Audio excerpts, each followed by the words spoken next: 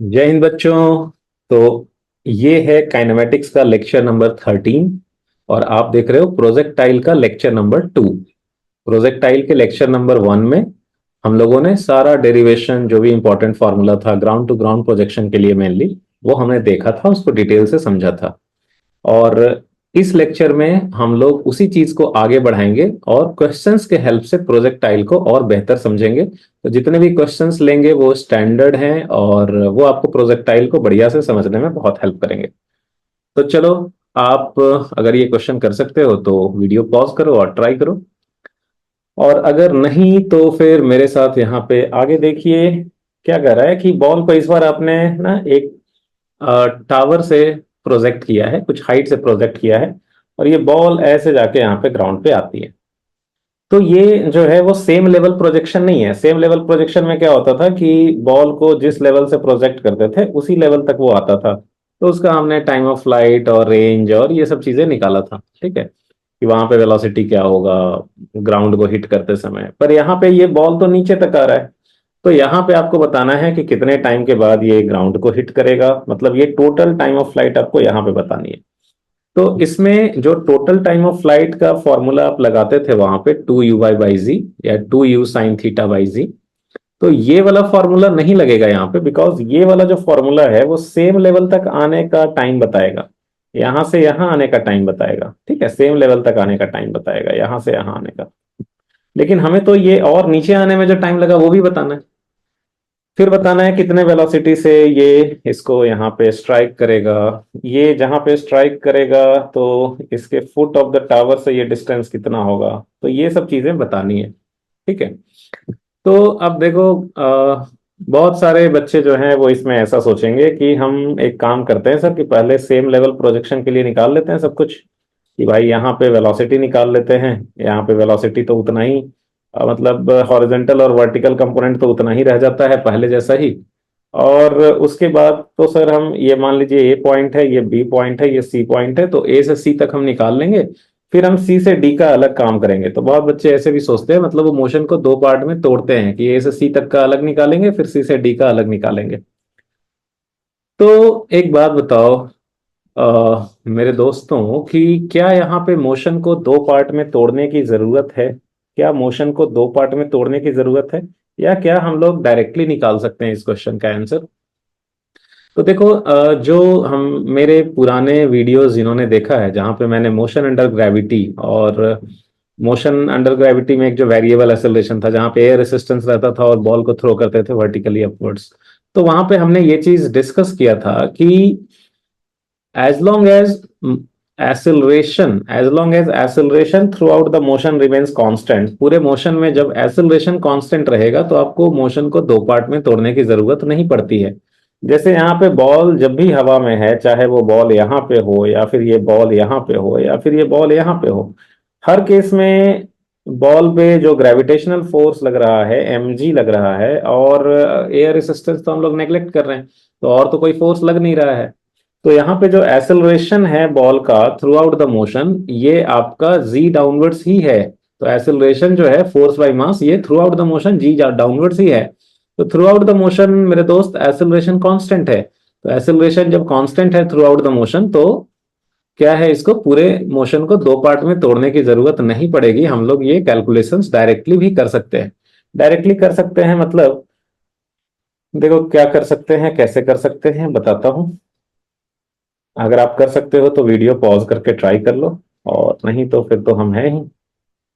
तो देखिए, तो यहाँ पे आप जो है वो मान सकते हो कि भाई ये इनिशियल पॉइंट है, तो ये है इनिशियल पॉइंट और ये है फाइनल पॉइंट, ठीक है, ये है फाइनल पॉइंट।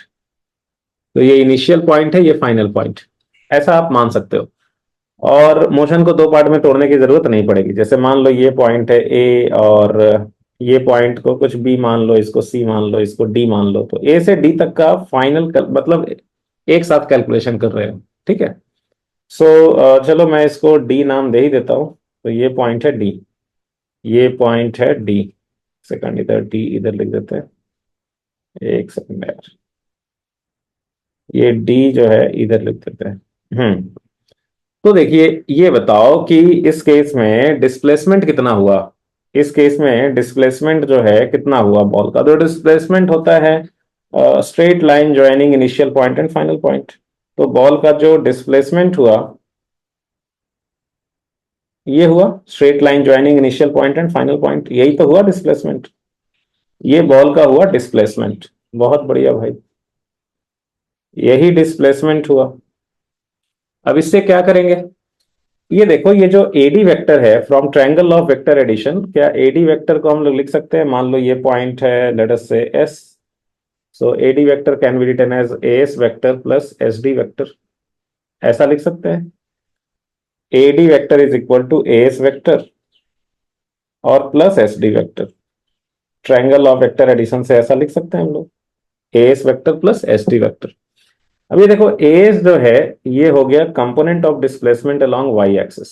जैसे अगर मैं ये पॉइंट ऑफ प्रोजेक्शन को अगर ओरिजिन मान लूं और ये वाली जो लाइन है इसको अगर मैं एक्स एक्सिस मान लूं और इस वाले को अगर मैं वाई एक्सिस मान लूं, मान लो रेफरेंस डायरेक्शन अपवर्ड हमने पॉजिटिव ले लिया, ठीक है। मान लो रेफरेंस डायरेक्शन अपवर्ड को हमने पॉजिटिव ले लिया और इधर जो है इसको पॉजिटिव ले लिया।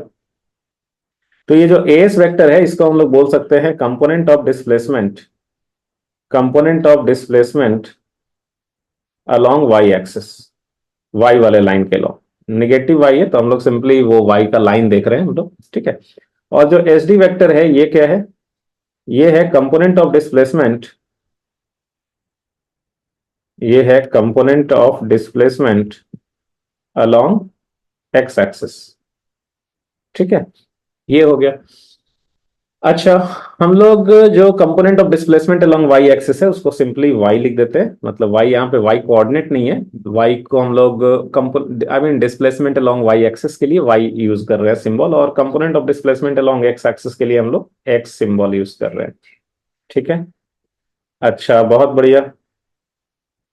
तो अब देखो हम लोगों ने ये पढ़ा था, हम लोगों ने ये पढ़ा था कि देखो 11th लेक्चर में हमने ये पढ़ा था मोशन इन 2D 3D पढ़े थे। तो हम लोग पढ़े थे कि देखो भाई जो ये दो फॉर्मूला होता है A equal to D V by D T और V equal to D R by D T, इसको आप अलग अलग एक्स के अलॉन्ग लिख सकते हो कि एक्स के along A X is D Y D T of V X, Y के along A Y is D Y D T of V Y और A Z is D Y D T of V Z. Similarly हमने वहां पे देखा था यही 11th lecture में कि वी एक्स जो है इसको आप D X Y D T बोल सकते हो, वी वाई को D Y by D T और वी जेड को मतलब एक्स के लॉन्ग अलग काम कर सकते हो, वाई के लॉन्ग अलग काम कर सकते हो, जेड के लॉन्ग अलग काम कर सकते हो।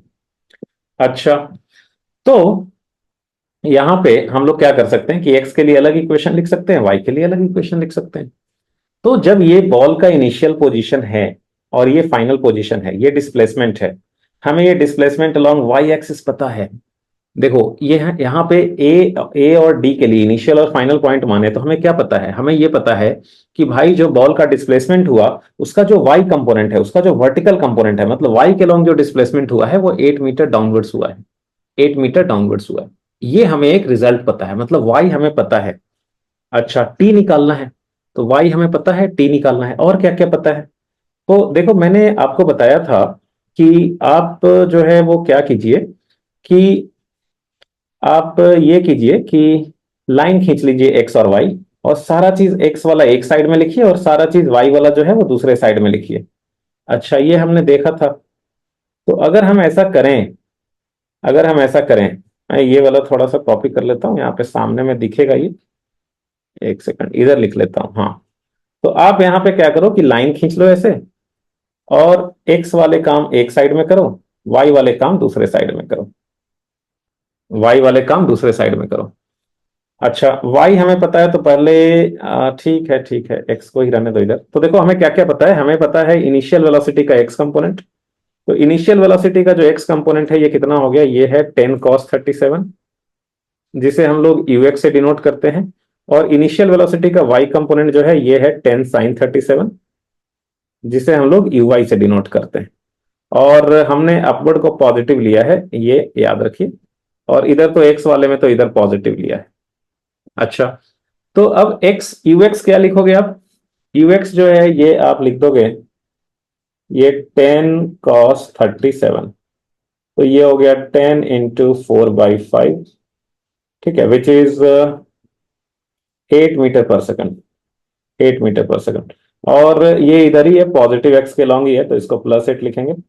और यूवाई जो है मेरे दोस्त, ये है 10 साइन 37, और ये अपवर्ड डायरेक्शन में है, तो this is 10 into sine 37 is 3/5, तो ये हो गया 6 अपवर्ड्स।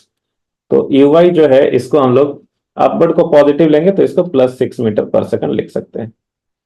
अच्छा, और हमें क्या क्या पता है भाई? हमें एक्सेलरेशन पता है कि एक्सेलरेशन जो है वो x के लॉन्ग तो है 0, और y के लॉन्ग है z downwards, acceleration is z downwards. तो हम लोग अपवर्ड को पॉजिटिव लिए हैं, तो डाउनवर्ड को निगेटिव लेंगे।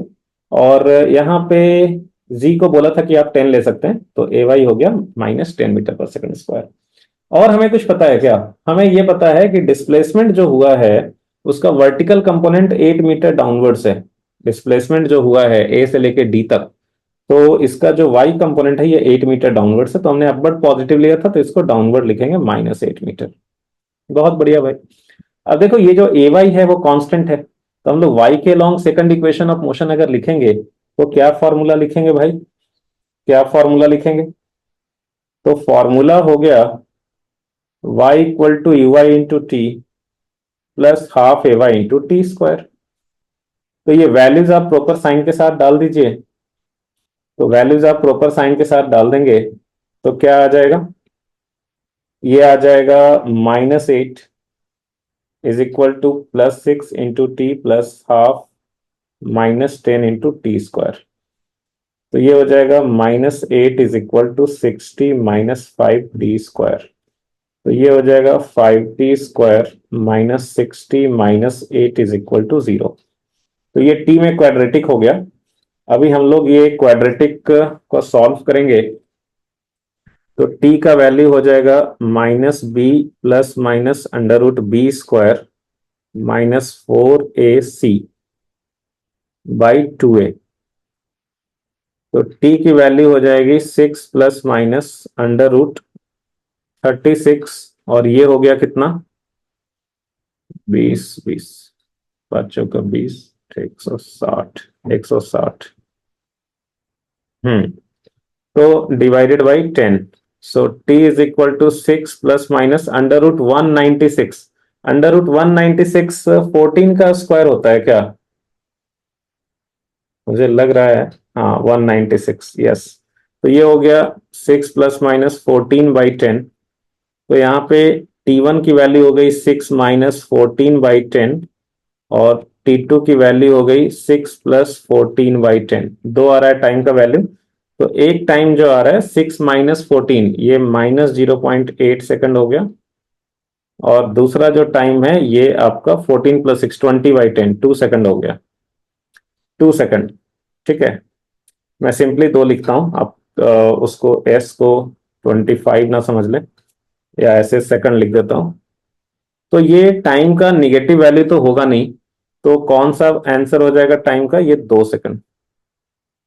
तो 2 सेकंड टाइम लगेगा यार, 2 सेकंड टाइम लगेगा यहाँ पे पूरा through out the motion. Total time of flight के लिए हो गया टाइम 2 सेकंड, 2 सेकंड। क्लियर है? सो टाइम ऑफ फ्लाइट के लिए आंसर हो गया 2 सेकंड। अच्छा, फर्स्ट पार्ट का निकल गया आंसर। सेकंड पार्ट में क्या बोला है कि भाई वेलोसिटी निकालो। तो वेलोसिटी में तो एक्स कंपोनेंट आएगा, वाई कंपोनेंट आएगा। हम लोग इसी जर्नी को और आगे बढ़ाते हैं। इस जर्नी को मतलब जो एक्स और वाई के लॉन्ग अलग अलग लिख रहे थे, तो उसको अगर अलग अलग लिखते रहें तो हमें एक्स और वाई कंपोनेंट निकालना है। तो देखो एक्स और वाई कंपोनेंट में आप जानते हो कि एक्स के लॉन्ग जो वेलोसिटी होती है वो तो चेंज होती नहीं है ना? एक्स के लॉन्ग जो वेलोसिटी होती है वो चेंज नहीं होती है, बिकॉज एक्स के लॉन्ग एक्सेलरेशन 0 है। तो यहाँ पे देखिए एक्स के लॉन्ग एक्सेलरेशन 0 है, तो एक्स के लॉन्ग हम लोगों ने देखा था कि we can write V X is equal to you X plus A X into T. तो सिंस ए एक्स इज 0, तो therefore V X is equal to you X is equal to you cos theta, है ना, which is 20 cos 37, sorry 10 है ना, 10 cos 37। तो which is 10 cos 37, and that is equal to 8। तो जो horizontal component of velocity है वो through out the motion तो 8 मीटर पर सेकंड ही रह जाएगा। ठीक है, through out the motion horizontal component of velocity 8 ही रहेगा। यहाँ पे इनिशियली अगर ये 8 मीटर पर सेकंड आया है तो थ्रू आउट द मोशन जो हॉरिजेंटल कंपोनेंट ऑफ वेलोसिटी है वो चेंज नहीं होता है। एक्स के along this particle continues to move with velocity 8 meter per second. X axis के लॉन्ग वेलोसिटी 8 ही रहता है, वो चेंज नहीं होता है। अच्छा, तो ये बताओ, यहां से हम लोग ये भी निकाल सकते हैं कि एक्स एक्सिस के लॉन्ग कितना चलेगा ये। अगर एक्स डायरेक्शन में constant velocity 8 meter per second से चल रहा है और total time of flight 2 second हमने निकाल लिया है, तो ये एक्स की वैल्यू कितनी हो जानी चाहिए फिर? 8 meter per second into 2 second नहीं होना चाहिए क्या? एक्स के लॉन्ग अगर वेलोसिटी कांस्टेंट है तो वेलोसिटी आई मीन एक्स के along displacement is velocity into time, so this is 16 meter. तो ये जो हमें निकालना था थर्ड पार्ट में कि जो इसका फुट ऑफ द टावर से हॉरिजेंटल ये डिस्प्लेसमेंट कितना होगा, तो ये 16 मीटर, ये थर्ड पार्ट का आंसर आ गया। ये आंसर हो गया थर्ड पार्ट का। अच्छा, वेलोसिटी की बात कर लें तो वेलोसिटी में दो कंपोनेंट होते हैं, Vx और Vy। तो Vx तो हमने देख लिया कि भाई Vx जो है वो तो अनचेंज्ड है, Vx जो है वो तो कांस्टेंट है 8 मीटर पर सेकंड। अब बात कर लेते हैं Vy की। तो Vy के लिए अपने को क्या करना है कि Vy के लिए जो है, Vy के लिए y के लॉन्ग आप क्या लगा लोगे? फॉर्मूला y के लॉन्ग लगा लोगे, Vy is equal to uy plus A Y into T. So V Y is, U Y कितना था देखो, y के लॉन्ग हमने यू वाई निकाला था इधर +6, तो ये प्रॉपर साइन के साथ वैसे ही रख देते हैं। तो यू वाई जो है वो +6 है, और एक्सेलरेशन कितना था? ये आपका -10 था। ऊपर में हमने लिखा है देखो, ए वाई जो है वो -10 है, तो प्रॉपर साइन के साथ रख दिया। और टाइम जो है वो 2 सेकंड के लिए ना, टाइम तो 2 सेकंड के लिए हमें निकालना है, 2 सेकंड के बाद क्या होगा V Y. So Vy is 6 minus 20, so this is -14 metre per second. हमने अपवर्ड को पॉजिटिव माना था, तो निगेटिव वैल्यू जो है वो डिनोट कर रहा है 14 metre per second downwards. That means यहाँ पे जब ये स्ट्राइक कर रहा है बॉल, तो इसकी जो वर्टिकल कंपोनेंट ऑफ वेलोसिटी होगी वो होगा 14 मीटर। यहाँ पे देखिए जो वर्टिकल कंपोनेंट ऑफ वेलोसिटी है मेरे दोस्त, यहाँ पे स्ट्राइक करते समय ये होगा, वर्टिकल कंपोनेंट ऑफ वेलोसिटी होगा 14 मीटर पर सेकंड डाउनवर्ड्स, और हॉरिजॉन्टल कंपोनेंट ऑफ वेलोसिटी तो सेम रहता है 8 मीटर पर सेकंड। तो जो नेट वेलोसिटी होगा यहाँ पे, वो आप इसको लिख सकते हो 8 आई कैप और -14 जे कैप। अपवर्ड को हमने पॉजिटिव आई माना था, तो ये 14 अलॉन्ग नेगेटिव आई है, तो we will write it as -14 J cap. या आप ये भी लिख सकते हो कि मॉड ऑफ वी जो है ये हो जाएगा √8 का स्क्वायर प्लस 14 का स्क्वायर। ठीक है, so this is √64 plus 196 which is √260 metre per second. ये मॉड ऑफ v हो गया। एंड लेट अस से ये जो है, तो ये रिजल्टेंट आ गया वेलोसिटी, ये कितना आ गया? मॉड ऑफ v जो है ये आपका आ गया √260। और मान लो ये बीटा एंगल बना रहा है, तो tan बीटा जो होगा ये क्या होगा? Vy by Vx। तो Vy की वैल्यू, हमने एंगल तो नीचे ही ले लिया है, तो हमें सिर्फ पॉजिटिव वैल्यू लिखना है, तो ये हो गया 14/8। सो tan बीटा, बिकॉज एंगल हमने पीछे नीचे ही ले लिया ना, तो एंगल जब नीचे ही ले लिया तो हमें तो सिर्फ ये मैग्नीट्यूड ही लिखना होगा। ठीक है, तो ये आपका कितना हो जाएगा? tan beta 7/4। तो ये tan बीटा के फॉर्म में भी मॉड ऑफ v, और ये बीटा इस फॉर्म में भी निकल गया, आई कैप जे कैप के फॉर्म में भी निकल गया। तो यही हमारा आंसर हो गया सेकंड पार्ट का। ठीक है, आई बात समझ में? बहुत बढ़िया। आप अगर किसी बच्चे ने ये फॉर्मूला अगर लगाया होगा, टोटल टाइम ऑफ फ्लाइट का फॉर्मूला अगर उसने लगाया होगा 2uy/z, और अगर उसने लिखा होगा 2uy u sin theta by z, और अगर उसने लिखा होगा u कितना था, 10 था, साइन 37 था ना, ये कितना था? 37 था। हाँ, तो साइन 37/g, तो ये आपका 2 इंटू 10 इंटू साइन 37 3/5/10, ये जो है आपका 6/5 1.2 सेकंड आया होगा। तो अगर उसने ये फॉर्मूला लगाया होगा ना, ये 1.2 सेकंड आया होगा, इसका मतलब 1.2 सेकंड कौन सा वाला टाइम हुआ, 1.2 सेकंड टाइम लगा होगा ये सेम लेवल तक आने में, यहां से यहां आने में लगा होगा इसको 1.2 सेकंड, ठीक है। और पूरा नीचे आने में 2 सेकंड लगा, ठीक है, 2 सेकंड लगा, मतलब यहां से यहां आने में 0.8 सेकंड लगा होगा। आ रही है बात समझ में? तो ये आपका इस टाइप से अप्रोच करना है क्वेश्चन को। आई होप कि आपको समझ में आया होगा। कैसा लगता है वो कमेंट बॉक्स में आप लिख के बताते रहिएगा, तभी हमें आइडिया लगेगा कि हाँ हमें लाइक ओके। सो अगर ये समझ में आ गया तो आप अगला क्वेश्चन जो है वो खुद से कर सकते हो। और अगला क्वेश्चन जो है क्या है वो, ये देखो इसी टाइप का क्वेश्चन है, इसी टाइप का क्वेश्चन है, लेकिन यहाँ पे भी बॉल की जो इनिशियल वेलोसिटी है वो 10 ही है। यहाँ पे भी बॉल की इनिशियल वेलोसिटी 10 ही है, और 37 डिग्री हॉरिजेंटल के साथ जो इनिशियल एंगल ऑफ प्रोजेक्शन है वो 37 ही है, लेकिन ये डाउनवर्ड डायरेक्शन में है, तो हमने बॉल को ऐसे डाउनवर्ड फेंका ऐसे, तो ये बॉल जो है वो ऐसे आके गिर जाएगा, ऐसे आके गिर जाएगा। तो इनिशियल जो वेलोसिटी ऑफ प्रोजेक्शन है वो 10 मीटर पर सेकंड है, हॉरिजेंटल के साथ इस बार ये 37 डिग्री नीचे की तरफ बना रहा है एंगल। आपको सेम चीज निकालना है कि टोटल टाइम ऑफ फ्लाइट क्या होगा, I mean after how much time will it strike the ground, velocity क्या होगा, velocity with which it hits the ground, और ये जो फुट ऑफ द टावर है, तो फुट ऑफ द टावर से ये कितना डिस्टेंस पे गिरेगा, मतलब इसकी वैल्यू क्या होगी। मतलब पिछले क्वेश्चन में जो आपने निकाला वही सब निकालना है इस क्वेश्चन के लिए। तो आई होप कि आप पूरे रेडी हो इस बार ये क्वेश्चन करने के लिए। तो वीडियो को पॉज करो और ट्राई करो। चलो हो गया, कितना आया आंसर? ओके, तो देखते हैं, देखते हैं। तो आप सेम काम रिपीट करेंगे इस बार, क्या करेंगे, मतलब एक्स और वाई के लॉन्ग कंपोनेंट्स ले लेंगे, ठीक है, एक्स और वाई के लॉन्ग कंपोनेंट्स ले लेंगे। और यहाँ पे तो खैर मोशन को दो पार्ट में तोड़ने की तो जरूरत है ही नहीं यार यहाँ पे, बिकॉज ये तो सीधा नीचे ही आ रहा है। तो मान लो ये पॉइंट है ए, और ये पॉइंट जो है वो है डी, तो इस बार भी डिस्प्लेसमेंट हुआ है कितना, एडी, तो इस बार भी डिस्प्लेसमेंट हुआ है एडी। तो ये एडी हुआ है डिस्प्लेसमेंट, ये हुआ है डिस्प्लेसमेंट। और ये डिस्प्लेसमेंट में जो है वो हॉरिजेंटल कंपोनेंट और वर्टिकल कंपोनेंट देखते हैं। लेट अस से ये वाला पॉइंट है एस, तो इसको आप लिख सकते हो, इसको आप लिख सकते हो लाइक डिस्प्लेसमेंट जो है, फ्रॉम ट्रायंगल लॉ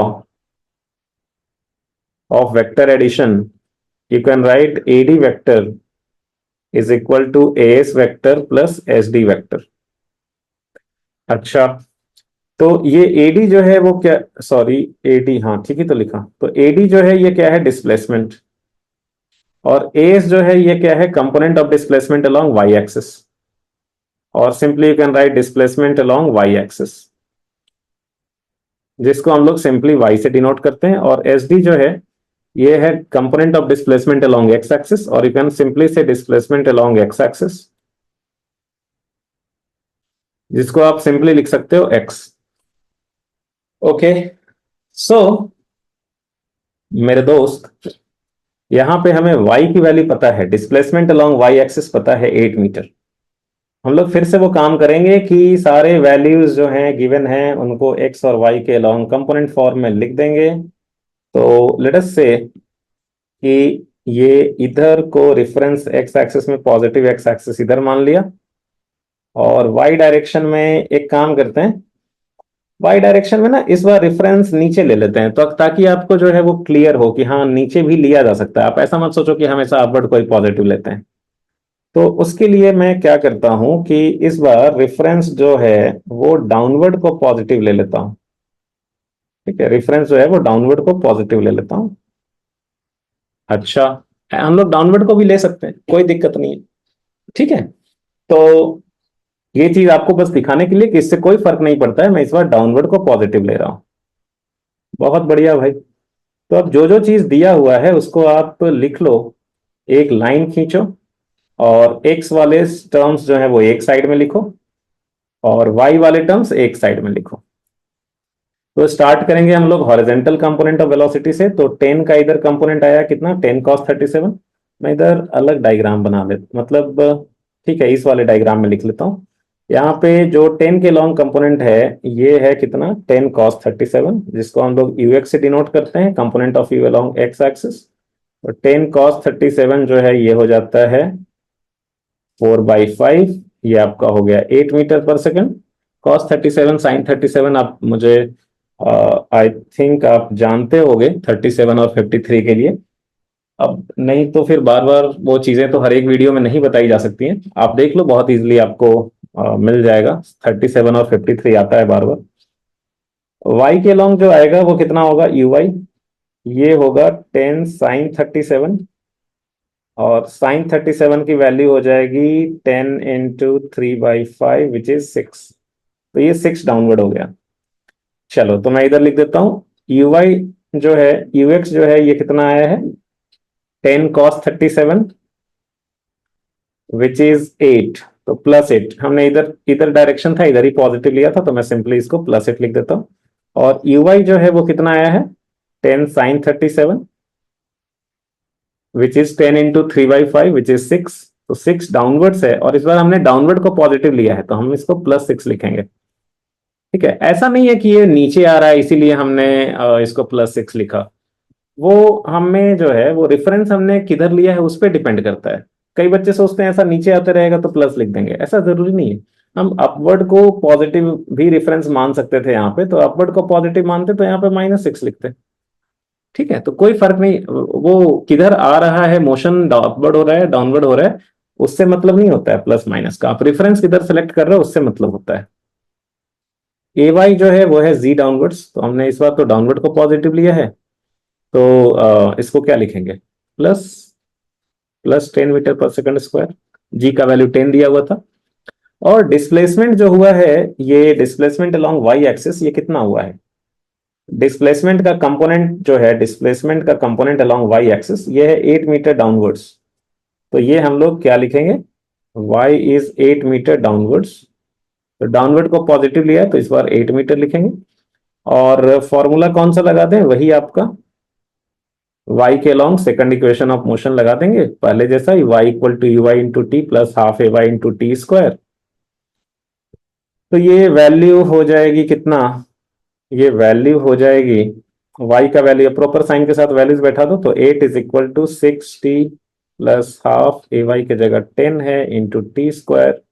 तो ये हो जाएगा 5t² plus 6t minus 8 is equal to 0। तो ये t में क्वाड्रेटिक है, t का वैल्यू हो जाएगा -6 plus minus under root b² - 4ac/2a, 2 × 5। तो t का वैल्यू हो जाएगा कितना, t का वैल्यू हो जाएगा t is equal to -6 plus minus ये अंडर रूट कितना हो जाएगा यार, वही 196 ही आ रहा है by 10। So this is -6 plus minus 14/10। तो t की वैल्यू आ रही है यहाँ पे, t की वैल्यू जो है वो आ रही है -6 प्लस 14/10। इसको t1 कर लेते हैं, और t2 is equal to -6 minus 14/10। So T1 is equal to 0.8 second, और T2 is equal to -2 second. T2 is equal to -2 second. तो या तो 0.8 कह लो या फिर आप -2 सेकंड कह लो। -2 सेकंड तो हो नहीं सकता है, टाइम वो नेगेटिव वाला तो होगा नहीं। तो यहाँ पे फिर क्या होगा, ये वाला हो जाएगा 0.8 सेकंड। इसका मतलब यहाँ पे जो टोटल टाइम ऑफ फ्लाइट है फर्स्ट पार्ट का आंसर हो गया 0.8 सेकंड। और मेरे दोस्त, ये total time of flight 0.8 second हो गया, फर्स्ट पार्ट का तो निकल गया। नेक्स्ट है वेलोसिटी। तो वेलोसिटी का तो आप जानते ही हो कि जो एक्स एक्सिस के लॉन्ग वेलोसिटी है वो कांस्टेंट ही रहता है। एक्स एक्सिस के लॉन्ग जो वेलोसिटी है वो तो चेंज होने वाला है नहीं। ठीक है, तो एक्स एक्सिस के लॉन्ग वेलोसिटी 8 था, तो throughout the motion x के लॉन्ग जो वेलोसिटी है वो 8 ही रहेगा। ठीक है, through out the motion x के लॉन्ग वेलोसिटी 8 ही रहेगा। और अगर मैं, है ना, वी एक्स एक्स एक्सिस के लॉन्ग बिकॉज एक्सेलरेशन 0 है, और अगर मैं वी वाई की बात करूं तो वी वाई जो है ये है यू वाई प्लस, अच्छा वी वाई इसको वाई के टर्म्स, वाई के साइड में लिख देता हूँ ना, नहीं तो आप बोलोगे कि एक्स के साइड में सर आपने वाई वाले टर्म को लिखने की जरूरत कैसे की। तो V Y is equal to U Y plus A Y into T. तो V Y is equal to U Y कितना है, यू वाई अपना 6 था ना, हाँ 6 था, तो डाउनवर्ड था +6 था, और प्लस ए वाई 10 है, टाइम जो है वो 0.8 सेकंड आया है इस बार। तो ये वी वाई की वैल्यू कितनी हो गई, 6 + 8, 14 मीटर पर सेकंड हो गया, 14 मीटर पर सेकंड। ठीक है, सो वी वाई का जो वैल्यू है वो 14 आया है, और प्लस आया है, और हमने तो प्लस इस बार डाउनवर्ड को पॉजिटिव माना था, यानी कि 14 मीटर पर सेकंड डाउनवर्ड आया है। तो यहाँ पे वी वाई जो है वो है 14 मीटर पर सेकंड डाउनवर्ड्स। तो रिजल्टेंट जो होगा, ये इन दोनों का रिजल्टेंट क्या हो जाएगा, √14 का स्क्वायर प्लस 8 का स्क्वायर, और ये मान लो एंगल है beta, so tan beta will be equal to 14/8। तो पहले जैसा ही आंसर आ रहा है, पहले जैसा ही आंसर आ रहा है, और लास्ट में एक रह गया कि एक्स के लॉन्ग डिस्प्लेसमेंट कितना होगा। तो एक्स के लॉन्ग देखिए, एक्स के लॉन्ग तो ये कांस्टेंट वेलोसिटी से चल रहा है 8 मीटर पर सेकंड से, तो भाई एक्स के लॉन्ग ये कितना चल लेगा, तो एक्स के लॉन्ग जो ये चल लेगा वो हो जाएगा यू एक्स इंटू टी, है ना, मतलब 8 मीटर पर सेकंड, और इंटू 0.8 सेकंड के लिए चला है ये, तो कितना हो जाएगा ये 6.4 मीटर। तो एक्स के लिए जो थर्ड पार्ट का आंसर हो जाएगा वो 6.8 मीटर हो जाएगा। तो थर्ड पार्ट के लिए आंसर हो जाएगा 6.4 मीटर। बहुत बढ़िया भाई। तो अच्छा एक बात बताओ, ये वाला जो क्वेश्चन था ना, ये वाला जो क्वेश्चन था वो एक्चुअली फर्स्ट क्वेश्चन का ही कोई पार्ट था क्या? देखो तो जरा, सेकंड क्वेश्चन में कितना था वेलोसिटी, इधर 10 था हॉरिजॉन्टल से, इधर 37 डिग्री था। फर्स्ट पार्ट में आप इसको फर्स्ट पार्ट से कोरिलेट कर रहे हो। देखो फर्स्ट पार्ट में ये वाला वेलोसिटी 10 ही था, और ये 37 ऊपर था यहाँ से। ठीक है, तो जब ये सेम लेवल पे पहुंचा, तो यहाँ पे ना इसकी वेलोसिटी जो है वो इधर हॉरिजॉन्टल 8 रह जाता है, वर्टिकल जो है वो 6 इधर हो जाता है, तो इन दोनों का रिजल्टेंट ना 10 ही आएगा, और ये एंगल 37 ही हो जाएगा। मतलब फर्स्ट क्वेश्चन का ये वाला जो पॉइंट था A B C, ये सी वाला जो पॉइंट था ना, ठीक है, वही सेकंड क्वेश्चन के लिए स्टार्टिंग पॉइंट है। बोलो यार, नहीं समझे? अरे भाई ये इधर 8 था ना, और इधर कितना था 6 इनिशियली, ये वेलोसिटी ऑफ प्रोजेक्शन 10 का कंपोनेंट 8 और 6 लिए थे। अब जब ये सेम लेवल पे पहुंचता है तो क्या होता है, जो वर्टिकल कंपोनेंट ऑफ वेलोसिटी है वो 6 डाउनवर्ड हो जाएगा, और 8 तो वैसे का वैसे ही रहना है, तो इन दोनों का रिजल्टेंट 10 ही होता है, और ये 37 डिग्री पे होता है।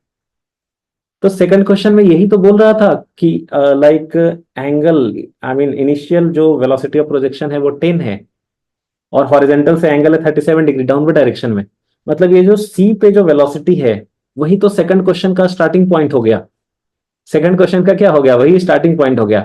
तभी आपने क्या निकाला कि सी से यहाँ डी तक आने में कितना टाइम लग रहा है, 0.8 सेकंड।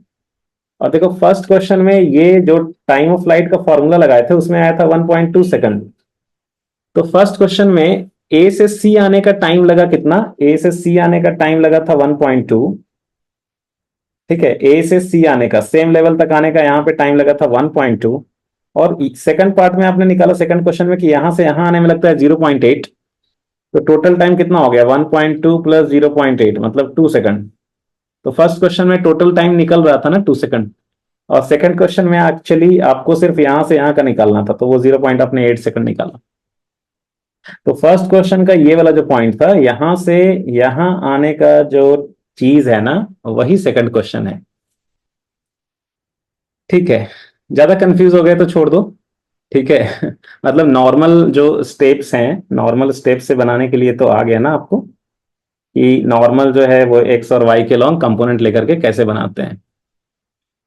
ओके, तो दो क्वेश्चन हो गया अपना। इस टाइप का क्वेश्चन आई थिंक अब आप कर लोगे। तो चलो अब तीसरा क्वेश्चन करते हैं। तो तीसरा क्वेश्चन क्या है भाई, देखते हैं जरा। तो सेम टाइप का क्वेश्चन है, आप वीडियो पॉज कीजिए और ये क्वेश्चन मैं चाहता हूं कि आप खुद से ही ट्राई करें। ठीक है, बिल्कुल सेम टाइप का क्वेश्चन है। तो अगर आपने फर्स्ट और सेकंड बढ़िया से कर लिया, समझ लिया, थर्ड क्वेश्चन जो है वो आपको ही करना चाहिए। ओके, चलो हो गया। तो देखते हैं, यहाँ पे बॉल को जो है वो टावर के हाइट से हॉरिजेंटली प्रोजेक्ट किया गया है। तो हॉरिजेंटली प्रोजेक्ट किया गया है मतलब पूरा का पूरा जो यू है वो एक्स के लॉन्ग ही है। यू एक्स का वैल्यू हो जाएगा 98 मीटर पर सेकंड, और वाई के लॉन्ग इनिशियल वेलोसिटी का कोई भी कंपोनेंट नहीं है, तो यू वाई का वैल्यू 0 हो जाएगा। ठीक है, और तो ये आप ने कर लिया होगा। कितना आंसर आया ये आप चेक कर लो। ओके, वैसे हम लोग देख लेते हैं, इसको बना ही लेते हैं। तो हम लोग तो बनाते ही आए हैं स्टार्टिंग से। तो आपका ये देखो, तो सेम चीज करेंगे भाई हम लोग। यहाँ पे ये डिस्प्लेसमेंट हो गया, ये मान लो ये पॉइंट है ए और ये पॉइंट है डी। तो डिस्प्लेसमेंट हम लोगों ने देखा कि होता है एडी वेक्टर, और एडी को ट्रायंगल ऑफ वेक्टर एडिशन से A S plus S D लिख सकते हैं। और ए एस जो है वो हो गया डिस्प्लेसमेंट का वर्टिकल कंपोनेंट, एस डी हो गया डिस्प्लेसमेंट का हॉरिजेंटल कंपोनेंट। डिस्प्लेसमेंट के वर्टिकल कंपोनेंट को वाई से डिनोट करते हैं। तो वाई जो है इस बार 490 मीटर हो गया डाउनवर्ड्स। फिर हम लोग क्या करते हैं, लाइन खींचते हैं, और लाइन खींच करके एक्स वाले सारे टर्म्स एक साइड लिख लेते हैं, वाई वाले सारे टर्म्स एक साइड लिख लेते हैं। तो यू एक्स जो है वो कितना हो गया, 98 मीटर पर सेकंड। और इनिशियल वेलोसिटी का कोई वाई कंपोनेंट, अच्छा मैं यू को ऐसे आदत डाल रहा था ना, यू को मैं आदत डाल रहा हूं लिखने का, कैसे यार ऐसे लिखने का यार, वो इसको नहीं तो ना वी जैसा ही लगता है। तो यू वाई जो है वो है 0। तो यू वाई है 0 मीटर पर सेकंड, और ए एक्स जो है वो 0 है। एक्स एक्सिस के लॉन्ग तो कोई एक्सेलरेशन है नहीं। ए वाई जो है वो है जी डाउनवर्ड्स, और जी के बारे में कुछ बोला नहीं है तो 9.8 ही लेंगे। और रेफरेंस जो है वो किधर लेना है, अपवर्ड को पॉजिटिव लेना है या डाउनवर्ड को पॉजिटिव लेना है, कुछ भी ले सकते हैं, अपनी मर्जी है। तो जैसे हमने लास्ट टाइम डाउनवर्ड को पॉजिटिव लिया था, इस बार अपवर्ड को पॉजिटिव ले लेता हूं। तो आपको बस दिखाने के लिए कि एक्चुअली हम कुछ भी ले सकते हैं रेफरेंस में, कोई भी डायरेक्शन लेने से कोई फर्क पड़ता नहीं है। तो मान लो रेफरेंस हमने इस बार अपवर्ड को पॉजिटिव लिया, तो सभी डाउनवर्ड वाले वैल्यूज निगेटिव हो जाएंगे। तो ये हो जाएगा आपका -9.8, -9.8 मीटर पर सेकंड स्क्वायर। और जो डिस्प्लेसमेंट अलोंग वाई एक्सिस है वो है 490 मीटर डाउनवर्ड्स। तो अपवर्ड को पॉजिटिव लिया है तो ये हो जाएगा -490 मीटर। तो ये हो गया। अभी फॉर्मूला कौन सा लगा लें, तो फॉर्मूला वही लगा लेते हैं, y is equal to U Y into T plus half A Y into T square. तो बिकॉज हमें y मालूम है तो हम ये वैल्यू सब्सटीट्यूट कर देंगे। तो हमें क्या मिल जाएगा, हमें मिल जाएगा -490 is equal to 0 into T, और प्लस हाफ ए वाई की जगह कितना है, -9.8 ना, ए वाई की जगह -9.8 इंटू टी स्क्वायर। ठीक है, सो ये हो गया।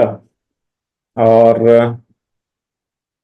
एक सेकंड, हाँ, सो -9.8 इंटू टी स्क्वायर। ओके, तो ये हो गया। और ये बहुत आसान सा कैलकुलेशन है, ये आप कर लेंगे तो क्या हो जाएगा, -490 इज इक्वल टू, पहला टर्म तो हो गया 0, ये हो जाएगा -4.9 into T square. So T square की वैल्यू माइनस माइनस कट गया, ये -490 बाई -4.9, तो ये हो गया 100। तो टी का वैल्यू हो गया √100, मतलब 10 सेकंड। तो 10 सेकंड टाइम लगा बॉल को नीचे आने में। तो total time of flight 10 second हो गया। सेम चीज निकालना था आपको, टोटल टाइम ऑफ फ्लाइट कितने वेलोसिटी से स्ट्राइक करेगा। तो वेलोसिटी जो है हॉरिजेंटल कंपोनेंट तो चेंज होना नहीं है, because horizontal component of velocity तो वही रहता है। तो हॉरिजेंटल कंपोनेंट ऑफ वेलोसिटी तो इनिशियली 98 था, तो फाइनली भी 98 ही रहेगा। और जो वर्टिकल कंपोनेंट ऑफ वेलोसिटी है वो हम लोग निकाल लेंगे, बहुत आसानी से निकाल सकते हैं। V Y is equal to U Y plus A Y into T, वो निकालते ही आ रहे हैं हम लोग। So V Y is equal to U Y plus A Y into T. तो ये जो वैल्यू है ये कितना हो जाएगा, V Y is U Y था 0 और प्लस ए वाई जो है वो तो -9.8 है और टाइम जो है वो 10 सेकंड है, तो वी वाई की वैल्यू -98 ही हो जाएगा। और हमने अपवर्ड को पॉजिटिव माना था, तो माइनस निगेटिव का मतलब हो गया डाउनवर्ड, तो ये हो गया 98 मीटर पर सेकंड डाउनवर्ड्स। तो वी वाई जो है ये हो गया आपका 98 मीटर पर सेकंड डाउनवर्ड्स। तो हॉरिजॉन्टल कंपोनेंट ऑफ वेलोसिटी और वर्टिकल कंपोनेंट ऑफ वेलोसिटी दोनों मिल गया, तो रिजल्टेंट जो होगा v, ये क्या हो जाएगा, √98 का स्क्वायर प्लस 98 का square, so this is v will be 98 √2, और दोनों कंपोनेंट सेम है तो ये एंगल हो जाएगा 45 डिग्री। ठीक है, आप वेलोसिटी को आई कैप जे कैप के टर्म्स में बोलेगा तो आप ये भी लिख सकते हो 98 आई कैप, और y डायरेक्शन तो अपवर्ड लिया है तो इधर -98 जे कैप, तो वेलोसिटी को आप आई कैप जे कैप के फॉर्म में ये भी लिख सकते हो। और नहीं तो आप जो है वो ऐसे भी लिख सकते हो 98 √2 at an angle of 45 degree. तो वेलोसिटी मिल गया, और आपका जो है वो डिस्प्लेसमेंट अलोंग एक्स एक्सिस कितना होगा, तो डिस्प्लेसमेंट अलोंग एक्स एक्सिस के अलोंग ये कितना चलेगा, ये वाले वैल्यू कितना होगा, तो x will be equal to, horizontal direction में वेलोसिटी कांस्टेंट है 98 मीटर पर सेकंड, और टाइम कितना लगा है नीचे आने में 10 सेकंड, तो ये कितना हो जाएगा, x is equal to 980 meter, तो फुट ऑफ द टावर से ये हो जाएगा। ठीक है, तो क्वेश्चन तो ये आसान ही था, ये आपने कर भी लिया होगा, लेकिन इसमें एक जो है वो बड़ा ही इंटरेस्टिंग डिस्कशन है, तो ये हम लोग देखेंगे, जो आपको बड़ा मजा आएगा देखने में, कि मान लो कि एक दूसरा बॉल, एक सेकंड, मान लो कि एक दूसरा बॉल इसी समय पे, एक दूसरा बॉल, कौन सा कलर में ले लें यार, ये वाला ले लेते हैं, तो एक दूसरा बॉल है जो इसी लेवल से इसी टाइम पे रिलीज किया गया है।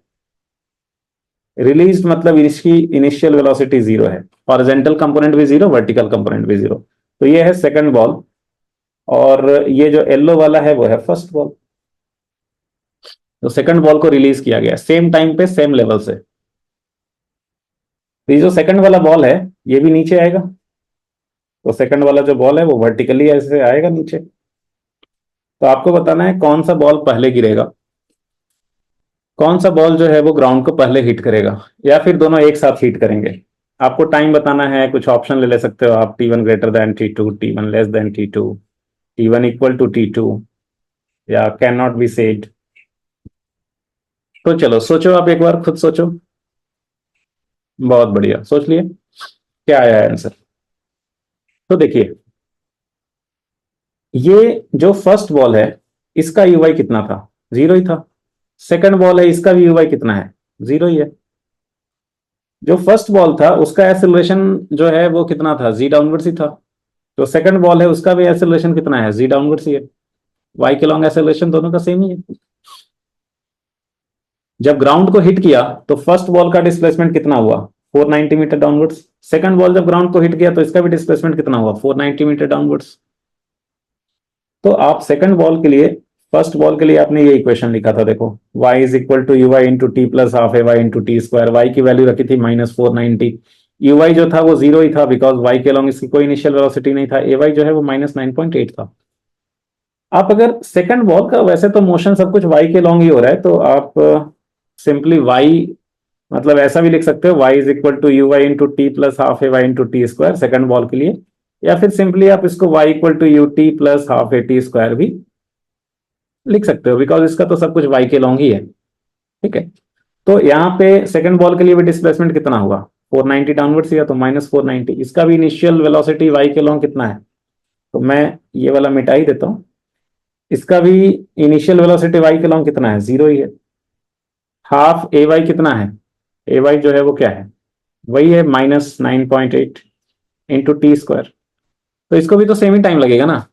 ठीक है, इसको भी तो सेम ही टाइम लगेगा नीचे आने में, तो ये दोनों सेम टाइम पे स्ट्राइक करेंगे, T1 equal to T2। In fact देखो, इनफैक्ट क्या है कि आप ग्राउंड का छोड़ दो, अगर नॉर्मल आप इस इक्वेशन में देखो, y is equal to U Y into T plus half A Y into T square, तो अगर सिर्फ राइट हैंड साइड को देखो तो यू वाई दोनों का जीरो है दोनों बॉल के लिए, और ए वाई जो है वो दोनों बॉल के लिए -9.8 है। तो दोनों बॉल के लिए जो डिस्प्लेसमेंट है वाई के लॉन्ग वो -4.9 इंटू टी स्क्वायर ही है। तो दोनों बॉल का जो डिस्प्लेसमेंट है अलोंग वाई एक्सिस वो सेम ही है। दोनों वाई के I mean for any time T, किसी भी टाइम टी पे जो दोनों बॉल का डिस्प्लेसमेंट है अलोंग वाई एक्सिस वो सेम है। इसका मतलब क्या हुआ कि फर्स्ट वाला बॉल जितना वर्टिकली नीचे गिरेगा सेकंड वाला बॉल उतने टाइम में वो भी उतना ही नीचे गिरेगा। तो जिस समय फर्स्ट वाला बॉल यहां पे होगा उस समय सेकंड वाला जो बॉल है, फर्स्ट वाला बॉल जब यहां पे होगा उस समय सेकंड वाला जो बॉल है ये यहां पे होगा। फर्स्ट वाला बॉल जब इतना गिरेगा नीचे यहां पे होगा, फर्स्ट वाला बॉल जब यहां पे होगा, ठीक है, तो सेकंड वाला बॉल उस टाइम पे यहां पे रहा होगा। फर्स्ट वाला बॉल जब यहां पे रहेगा, कहाँ गया यार, जब यहां पे रहेगा तो सेकंड वाला जो बॉल है वो उस समय यहां पे रहेगा। ठीक है। सो किसी भी टाइम पे अगर स्लो मोशन कैमरा से दोनों बॉल्स को देखेंगे तो एट एनी टाइम टी दोनों बॉल्स को आप सेम ही लेवल पे पाओगे, बिकॉज दोनों का वाई के लॉन्ग सेम मोशन हो रहा है। तो दोनों का जो है वो वाई का लॉन्ग डिस्प्लेसमेंट सेम होगा। ठीक है। ओके, बहुत बढ़िया। अदरवाइज आपने क्या सोचा था, मतलब ये कॉन्सेप्ट से पहले आपने क्या सोचा था कि फर्स्ट वाला बॉल को चूंकि वेलोसिटी दिया हुआ है और बहुत बड़ा वेलोसिटी है ये 98 मीटर पर सेकंड, तो क्या फर्स्ट वाला जल्दी नीचे आ जाएगा, क्या आपने ऐसा सोचा था? नहीं, ये जो 98 मीटर पर सेकंड है वो तो एक्स के लॉन्ग है भाई, तो वो तो उसको एक्स के लॉन्ग आगे बढ़ने में हेल्प कर रहा है। उसके वर्टिकल मोशन में ये 98 का कोई थोड़ा ही कंट्रीब्यूशन है। हमने तो देखा था एक्स के लॉन्ग अलग काम होता है, वाई के लॉन्ग बिल्कुल अलग काम होता है। ठीक है, आई बात समझ में? तो बढ़िया लगा होगा आपको। चलिए तो आगे बढ़ते हैं। तो ये रहा नेक्स्ट क्वेश्चन। सो देखो भाई, ये है कि helicopter flying horizontally, helicopter is flying horizontally, ठीक है, at a speed of 300 kilometre per hour and at a height of 490 meter. तो 490 मीटर के हाइट पे हेलीकॉप्टर जो है हॉरिजेंटली फ्लाई कर रहा है, स्पीड दिया हुआ है 300 kilometre per our. It drops a relief packet, मान लो बाढ़ आया हुआ है यहाँ पे, और आपको जो है ना वो एक पैकेट ड्रॉप करना है, रिलीफ पैकेट। और ये मान लो बाढ़ आया हुआ है, और जो विलेज है या जो कह लो आइसलैंड है जहाँ पे पैकेट ड्रॉप करना है वो यहाँ पे है एक्चुअली। तो कोशिश ये करनी है कि भाई हमें जो है वो पैकेट यहाँ पे ड्रॉप करना है आइसलैंड पे। आप फ्लाई कर रहे हो हेलीकॉप्टर, सो कहाँ पे लाने के बाद आप ये पैकेट ड्रॉप कर दोगे? तो ऐसे हॉरिजेंटली फ्लो कर रहा है, आइसलैंड पे पैकेट ड्रॉप होना चाहिए। क्या आप ऐसे करोगे कि लाइक हेलीकॉप्टर एकदम ठीक आइसलैंड के ऊपर आ गया तो यहाँ से पैकेट ड्रॉप कर देंगे? ठीक है। क्या ये आपकी जिम्मेवारी है कि पैकेट आइसलैंड पे ड्रॉप होनी चाहिए? तो आपको बताना है कि एक तो कि पैकेट को नीचे आने में कितना टाइम लगेगा वो तो कैलकुलेट करना ही पड़ेगा आपको। So what is the time of flight. और दूसरा हॉरिजेंटल डिस्प्लेसमेंट ऑफ पैकेट, मतलब पैकेट अगर यहाँ से हेलीकॉप्टर से ड्रॉप करेंगे तो कैसे वो वर्टिकली नीचे गिरेगा, या फिर वो उसका कुछ हॉरिजेंटल डिस्प्लेसमेंट भी होगा, क्या पैकेट थोड़ा आगे भी बढ़ेगा? तो उसके हिसाब से ये डिसाइड करना पड़ेगा कि हेलीकॉप्टर कहाँ पे हो तो पैकेट ड्रॉप करे, मतलब यहाँ पे हो तभी ड्रॉप करें कि भाई सीधा नीचे आ जाए, या फिर थोड़ा पीछे रहने पे ही ड्रॉप कर देना चाहिए कि सच दैट थोड़ा उसका ये होगा, हॉरिजेंटल डिस्प्लेसमेंट होगा तो कहाँ पे गिरेगा। मतलब आपको क्या लगता है, पैकेट ऐसे अगर यहाँ पे ड्रॉप करे तो पैकेट यहाँ पे ऐसे गिरना चाहिए या पैकेट आगे जाके गिरना चाहिए? ऐसे कैसे गिरना चाहिए? पैकेट ऐसे गिरना चाहिए या ऐसे गिरना चाहिए जाके आगे? ये, और अगर मान लो ऐसे गिरा तो हॉरिजेंटल डिस्प्लेसमेंट जीरो हो गया, अगर ऐसे गिरा तो हॉरिजेंटल डिस्प्लेसमेंट ये हो गया। तो x की वैल्यू निकालनी है, x की वैल्यू जीरो होगा या कुछ और होगा या क्या वैल्यू होगा। x मिल जाएगा तो हम डिसाइड कर पाएंगे कि हेलीकॉप्टर कितना पहले रहे तो हम पैकेट को ड्रॉप कर देना चाहिए। क्या लगता है आपको? बताओ, अभी आपने पढ़ लिया है बहुत सारा, प्रोजेक्टाइल के आगे क्वेश्चंस कर लिए हैं, तो बताइए, सोचिए, निकालिए। तो ये आपकी जिम्मेवारी है, पैकेट जो है वो आइसलैंड पे गिराना चाहिए भाई। एक एक पैकेट जो है वो बहुत प्रेसियस है और लोगों के लिए बहुत ज़रूरी है। लोग बहुत दिनों से, 8 दिनों से, 10 दिनों से बाढ़ में फंसे हुए हैं। उनको एक पैकेट जो है वो जरूरी से चाहिए। तो आपको मेक श्योर करना है कि एक भी पैकेट वेस्ट ना जाए। तो भाई कहाँ पे गिराना है पैकेट को? तो चलो देखते हैं हम लोग, इसको एनालाइज करते हैं। क्वेश्चन समझ गए तो वीडियो पॉज करो और ट्राई करो। क्वेश्चन समझ गए तो वीडियो पॉज करो और ट्राई करो। ठीक है, ओके मेरे दोस्त, ये देखिए, ये है सिचुएशन। अब देखो यहाँ पे, लाइक हेलीकॉप्टर की वेलोसिटी है, horizontal velocity 300 kilometre per our. तो पैकेट गिरने से पहले कहाँ था? हेलीकॉप्टर में था। तो पैकेट गिरने से पहले हेलीकॉप्टर में था। तो अगर हेलीकॉप्टर आगे जा रहा है 300 किलोमीटर पर आवर से, तो इसमें जो रखा हुआ पैकेट है, क्या उसका भी वेलोसिटी 300 किलोमीटर पर आवर होगा? मान लो यहां से यहां पे कोई ऑब्जर्वर है, मोहन, सोहन। मान लो मोहन है, अभी पैकेट गिरा नहीं है, तो मोहन को क्या दिखेगा कि पैकेट की वेलोसिटी ऐसे आगे की तरफ है 300 kilometre per our. Because packet जो है वो हेलीकॉप्टर में रखा है, और हेलीकॉप्टर तो आगे बढ़ रहा है 300 किलोमीटर पर आवर से। तो पैकेट में रखी हुई जितनी भी चीजें हैं, चाहे वो पायलट हो या फिर हेलीकॉप्टर, सॉरी, हेलीकॉप्टर में रखी हुई जितनी भी चीजें हैं, वो सबका वेलोसिटी उतना ही होगा जितना कि हेलीकॉप्टर का वेलोसिटी है, 300 किलोमीटर पर आवर हॉरिजेंटल। तो इसमें जो पैकेट है उसकी भी वेलोसिटी क्या होगी? 300 किलोमीटर पर आवर। यहाँ पे मोहन है, मोहन को ये दिखेगा कि भाई पैकेट जो है उसकी वेलोसिटी है, horizontal velocity 300 kilometre per our. तो जैसे ही हम ड्रॉप करेंगे पैकेट को, अब पैकेट का हेलीकॉप्टर के साथ कांटेक्ट छूट गया। तो when the packet is in air, when the packet is in air, तो उस पे एक ही फोर्स लगेगा, gravitational force. We are assuming कि कोई एयर रेसिस्टेंस नहीं है। तो उसका एक ही इस पे फोर्स लगेगा, mg, वर्टिकली डाउनवर्ड डायरेक्शन में। तो इसका जो एक्सेलरेशन होगा, फोर्स बाय मास, तो इसका एक्सेलरेशन हो जाएगा z डाउनवर्ड्स। तो इसका जो वर्टिकल एक्सेलरेशन, इसका जो एक्सेलरेशन है वो सिर्फ वर्टिकल डायरेक्शन में है, और हॉरिजॉन्टल डायरेक्शन में कोई फोर्स नहीं लग रहा है। तो हॉरिजॉन्टल डायरेक्शन में कोई एक्सेलरेशन नहीं है। तो हॉरिजॉन्टल डायरेक्शन की वेलोसिटी चेंज नहीं होनी चाहिए। तो हॉरिजॉन्टल डायरेक्शन की वेलोसिटी चेंज नहीं होनी चाहिए। तो ये पैकेट जब गिरा, जिस समय ये ड्रॉप हुआ, उस समय इसकी वेलोसिटी उतनी थी जितनी हेलीकॉप्टर की थी, 300 किलोमीटर पर आवर। तो इसकी जो हॉरिजेंटल वेलोसिटी है वो कांस्टेंट रहेगा। दैट मींस हॉरिजेंटल इसका डिस्प्लेसमेंट होता रहेगा, और इसका हॉरिजेंटल, तो हॉरिजेंटली ये आगे बढ़ता रहेगा 300 किलोमीटर पर आवर से, साथ में ये नीचे भी आएगा। तो साथ में ये नीचे भी आएगा। तो ये जो पैकेट है ये कुछ ऐसे गिरेगा यार, पैकेट ऐसे गिरेगा, सच दैट हर समय इसकी horizontal velocity 300 kilometre per hour ही रहेगा। बिकॉज हॉरिजेंटल डायरेक्शन में इसकी इनिशियल वेलोसिटी है 300 किलोमीटर पर आवर, और हॉरिजेंटल डायरेक्शन में कोई फोर्स नहीं लग रहा है, कोई एक्सेलरेशन नहीं है। तो हॉरिजेंटल जो वेलोसिटी है वो कांस्टेंट रहेगा 300 किलोमीटर पर आवर। तो ये हॉरिजेंटली आगे बढ़ते रहेगा कांस्टेंट वेलोसिटी से। तो ये वर्टिकली नीचे ऐसे, मोहन को ऐसा नहीं दिखेगा कि, मोहन को पैकेट का पाथ ऐसा नहीं दिखेगा। मोहन को दिखेगा कि पैकेट का पाथ ऐसा है। मोहन को दिखेगा कि पैकेट का पाथ ऐसा है। बोलो, आ रही है बात समझ में? बहुत बढ़िया। तो यहाँ पे एक काम करते हैं, यहाँ पे लेटस से हम बना लेते हैं डायग्राम मोहन का। तो ये मोहन है, तो ये मोहन है।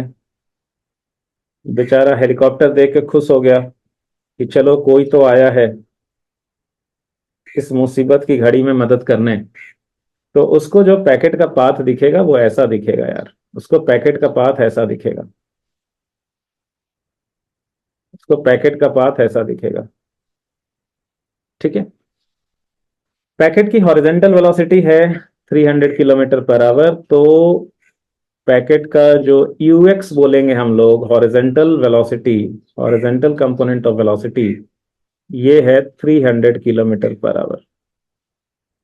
तो हर समय जो हॉरिजेंटल वेलोसिटी है वो 300 किलोमीटर पर आवर ही रहेगा। At any instant of time जो हॉरिजेंटल वेलोसिटी है वो 300 किलोमीटर पर आवर ही रहेगा। ठीक है, हर समय हॉरिजेंटल कंपोनेंट ऑफ वेलोसिटी जो है वो 300 किलोमीटर पर आवर ही रहेगा। अच्छा, ये हो गया। दूसरा जो है वो ये है कि vertical component of velocity, initially तो हेलीकॉप्टर का वेलोसिटी जो है वो हॉरिजेंटल ही था जब ड्रॉप हुआ था पैकेट। तो पैकेट का कोई वर्टिकल वेलोसिटी तो होगा नहीं, तो यू वाई क्या होगा, जीरो। तो हमने सिखाया था कि भाई क्या करना है कि दो लाइन खींच देना है। क्या करना है, दो लाइन खींच देना है, और एक्स वाले सारे काम एक साइड में करने हैं और वाई वाले सारे काम एक साइड में करने हैं। तो यू एक्स जो है वो है 300 किलोमीटर पर आवर। ऐसा आप सोचोगे सर पॉजिटिव लिखें या निगेटिव लिखें। देखो वो तो हमारे ऊपर मर्जी होती है ना कि हम किसको पॉजिटिव माने, कौन से डायरेक्शन को। तो मान लो हम एक्स जो है, ये एक्स हम हॉरिजेंटल डायरेक्शन को ही पॉजिटिव बोल देंगे, इधर टुवर्ड्स लेफ्ट को ही मान लो हमने रेफरेंस पॉजिटिव ले लिया, और वाई वाले में हमने मान लो डाउनवर्ड को पॉजिटिव ले लिया, तो क्या दिक्कत है, ले ही सकते हैं ऐसा। तो यहाँ पे जो भी हॉरिजेंटल कंपोनेंट ऑफ वेलोसिटी है वो टुवर्ड्स लेफ्ट ही है, रेफरेंस डायरेक्शन में ही है, तो हम सबको पॉजिटिव ही लिखेंगे। तो यू एक्स हो गया 300 kilometre per our. You Y जो है जिनको आ गया है वो आप खुद से ट्राई कीजिए, यू वाई हो गया जीरो। यू वाई हो गया जीरो, ठीक है, किलोमीटर पर आवर लिख दो। और या फिर आप मीटर पर सेकंड में भी कन्वर्ट कर सकते हो इसको। 300 किलोमीटर पर आवर को क्या लिखेंगे, 300 × 5/18 मीटर पर सेकंड। तो ये हो जाएगा कितना, ये हो जाएगा 6 से काट देंगे इसको, 6 से ये कट गया 3, ये हो गया 50, तो ये हो गया 250/3 मीटर पर सेकंड। ये हो गया यू एक्स। यू वाई जो है ये 0 मीटर पर सेकंड। ए वाई जो है वो क्या है, ए वाई जो है वो तो जी डाउनवर्ड्स है, तो जी डाउनवर्ड्स को क्या लिखेंगे, इसको प्लस जी लिखेंगे। डाउनवर्ड को हम पॉजिटिव माने तो प्लस जी लिखेंगे। ओके। और आपका ए एक्स जो है वो क्या है, जीरो। तो ए एक्स जीरो है तो V X equal to you X plus A X into T. तो ए एक्स की वैल्यू जीरो है, तो therefore V X equal to you X होगा। हर समय हॉरिजेंटल कंपोनेंट ऑफ वेलोसिटी वही रहेगी, 300 किलोमीटर पर आवर, मतलब 250/3 मीटर पर सेकंड, कांस्टेंट रहेगा। तो एक्स एक्सिस के लॉन्ग जो डिस्प्लेसमेंट होगा, एक्स एक्सिस के लॉन्ग कितना आगे बढ़ेगा, ये एक्स इज इक्वल टू होगा वी एक्स इंटू टी। और ये तो एक्स डायरेक्शन में वेलोसिटी कांस्टेंट ही है, तो दिस विल बी, एक्चुअली आप ऐसे भी लिख सकते हो, U X T plus half A X T square. तो since A X is zero, तो x की वैल्यू हो गई यू एक्स इंटू टी। और ये कितना दिया है, 250/3 metre per second into T. तो x की वैल्यू ये हो गई, ठीक है। अच्छा, हम लोगों को t निकालना है। t कैसे निकालें, ये जब यहाँ पे मान लो पैकेट पहुंचा तो इसका डिस्प्लेसमेंट हुआ ये वाला, ये डिस्प्लेसमेंट हुआ ये वाला, मान लो ए बी। अभी आप ए बी को triangle law of vector addition से लिख सकते हो, A D plus D B. तो ए बी हो गया ये डिस्प्लेसमेंट, और this can be written as, A B can be written as A D plus D B. तो ये जो ए डी है ये हो गया वर्टिकल कंपोनेंट ऑफ डिस्प्लेसमेंट, और ये जो डी बी है ये हो गया हॉरिजेंटल कंपोनेंट ऑफ डिस्प्लेसमेंट। तो वर्टिकल कंपोनेंट ऑफ डिस्प्लेसमेंट कितना है, 490 मीटर डाउनवर्ड्स। तो वर्टिकल कंपोनेंट ऑफ डिस्प्लेसमेंट जो है वाई के अलोंग जो डिस्प्लेसमेंट हो रहा है वो हो रहा है 440, वाई के अलॉन्ग जो डिस्प्लेसमेंट हो रहा है वो हो रहा है 490 मीटर डाउनवर्ड्स। और जी की वैल्यू रख देते हैं हम लोग यहाँ पे, ये है +9.8 metre per second square. Y का वैल्यू हमें पता है, ए वाई जो है वो कांस्टेंट है। तो हमें कौन सा फॉर्मूला लगाना चाहिए, क्या हमें सेकंड इक्वेशन ऑफ मोशन लगाना चाहिए क्या। तो सेकंड इक्वेशन ऑफ मोशन क्या कहता है, Y is equal to U Y into T plus half A Y into T square. अच्छा, डाउनवर्ड को हमने पॉजिटिव लिया है तो इसको लिखेंगे +490। तो यहाँ पे हो जाएगा 490 is equal to U Y है जीरो, जीरो इंटू टी। या एक काम करते हैं, मैं इसको थोड़ा वेरिएबल के फॉर्म में लिख दूं क्या। मान लो वर्टिकल डिस्प्लेसमेंट हो रहा है एच डाउनवर्ड्स, ठीक है। आप ऐसे भी कर सकते हो, एक फॉर्मूला भी आ जाएगा, जैसे कहीं कहीं पे फॉर्मूला दिया रहता है तो आपको लगेगा अरे सर ने ये फॉर्मूला बताया नहीं। अभी सब कुछ रटने के लिए नहीं होता है, ठीक है, कुछ चीजें समझने के लिए होता है, तो वो आप ऐसे ही निकाल दोगे, कोई वैसा फॉर्मूला नहीं होता है। जैसे मान लो ये जो हाइट है ना, आप अगर इसको मैं एच बोल दूं, एच, तो वर्टिकल डिस्प्लेसमेंट कितना हुआ, एच डाउनवर्ड्स, तो आप इसको क्या लिख दोगे, प्लस एच। तो ये हो जाएगा plus H is equal to U Y कितना है, 0 × t plus half A Y कितना है, plus G into T square. तो H is equal to half G T square. तो यही जो है वो कहीं कहीं पे लिखा रहता है। तो ये कोई अलग से फॉर्मूला नहीं है यार, यहीं से आया है। लेकिन हाँ मतलब यू वाई जीरो है तो ये बहुत वाइडली ये यूज में आते रहता है। तो आप ऐसे बार बार ये काम थोड़ा ही करोगे, ये तो आप बिगनर्स के लिए है जो कि जिनको नहीं समझ में आ रहा है। एक बार जब आप समझ गए तो आप फटाफट लिखोगे H is half G T square. तो यहाँ से टी का वैल्यू कितना निकल जाएगा, 2h/z का अंडर रूट। तो यहाँ से टी का वैल्यू कितना आ गया, तो therefore T is equal to under root 2h की वैल्यू है कितनी, 490, और g की वैल्यू कितनी है, 9.8। तो ये कितना हो जाएगा, अंडर रूट 980/9.8। अरे वाह, ये तो 100 हो गया, है ना। तो ये तो 100 हो गया। तो टाइम जो है वो हो गया 10 सेकंड। टाइम हो गया 10 second. So T is equal to 10 second. ये तो बहुत आसानी से आ गया यार। तो टाइम 10 सेकंड हो गया। तो 10 सेकंड में कितना आगे जाएगा यार ये। तो टाइम, पहले वाले पार्ट का आंसर निकल गया हम लोगों का, टाइम हो गया 10 सेकंड। और जो एक्स जो होगा, ये जो हम लोग लिख रहे थे डिस्प्लेसमेंट एक्स, इसकी जो बात कर रहे थे, तो एक्स की वैल्यू हो जाएगी 250/3 मीटर पर सेकंड था ये, इंटू 10 सेकंड। तो ये हो जाएगा 2500/3 मीटर। तो x का जो डिस्प्लेसमेंट होगा, x के अलॉन्ग जो डिस्प्लेसमेंट होगा वो होगा 2500/3 मीटर। तो 2500 मतलब 2.5 किलोमीटर हो गया, मतलब ये नियरली हो गया कितना, 3, 24, 10, नियरली 833 मीटर के आसपास। तो नियरली ये 833 मीटर के आसपास आ रहा है, नियरली 833 मीटर। तो ये कैलकुलेशन करके आप पायलट को बता दोगे कि भाई इतना पहले गिराना है, तो वो इतना पहले यहां से पैकेट ड्रॉप करेगा, तो वो ऐसे आके गिरेगा पैकेट। आई बात समझ में। हाँ, ये नहीं कि यहाँ पे आइसलैंड के ऊपर लाके पैकेट को गिराएंगे, तब तो फिर भाई पैकेट आगे जाके गिरेगा। ठीक है। अच्छा, तो ये बात है। और देखो एक और मजेदार चीज बताता हूँ, एक और मजेदार चीज। पायलट को पता है क्या लगेगा, पायलट को क्या लगेगा कि पैकेट कैसे जा रहा है। पायलट को ये पाथ कैसा दिखेगा पैकेट का, देखो। ये जो पैकेट गिरा यहाँ पे, ये पैकेट गिरा ऐसे, पैकेट गिरा ऐसे। तो throughout the motion packet का जो वेलोसिटी है वो है 300 kilometre per our, 300 kilometre per our, 300 kilometre per our, 300 kilometre per our. Through out the motion packet का हॉरिजेंटल वेलोसिटी है 300 kilometre per our. 300 kilometre per our से आगे बढ़ रहा है वो। ठीक है।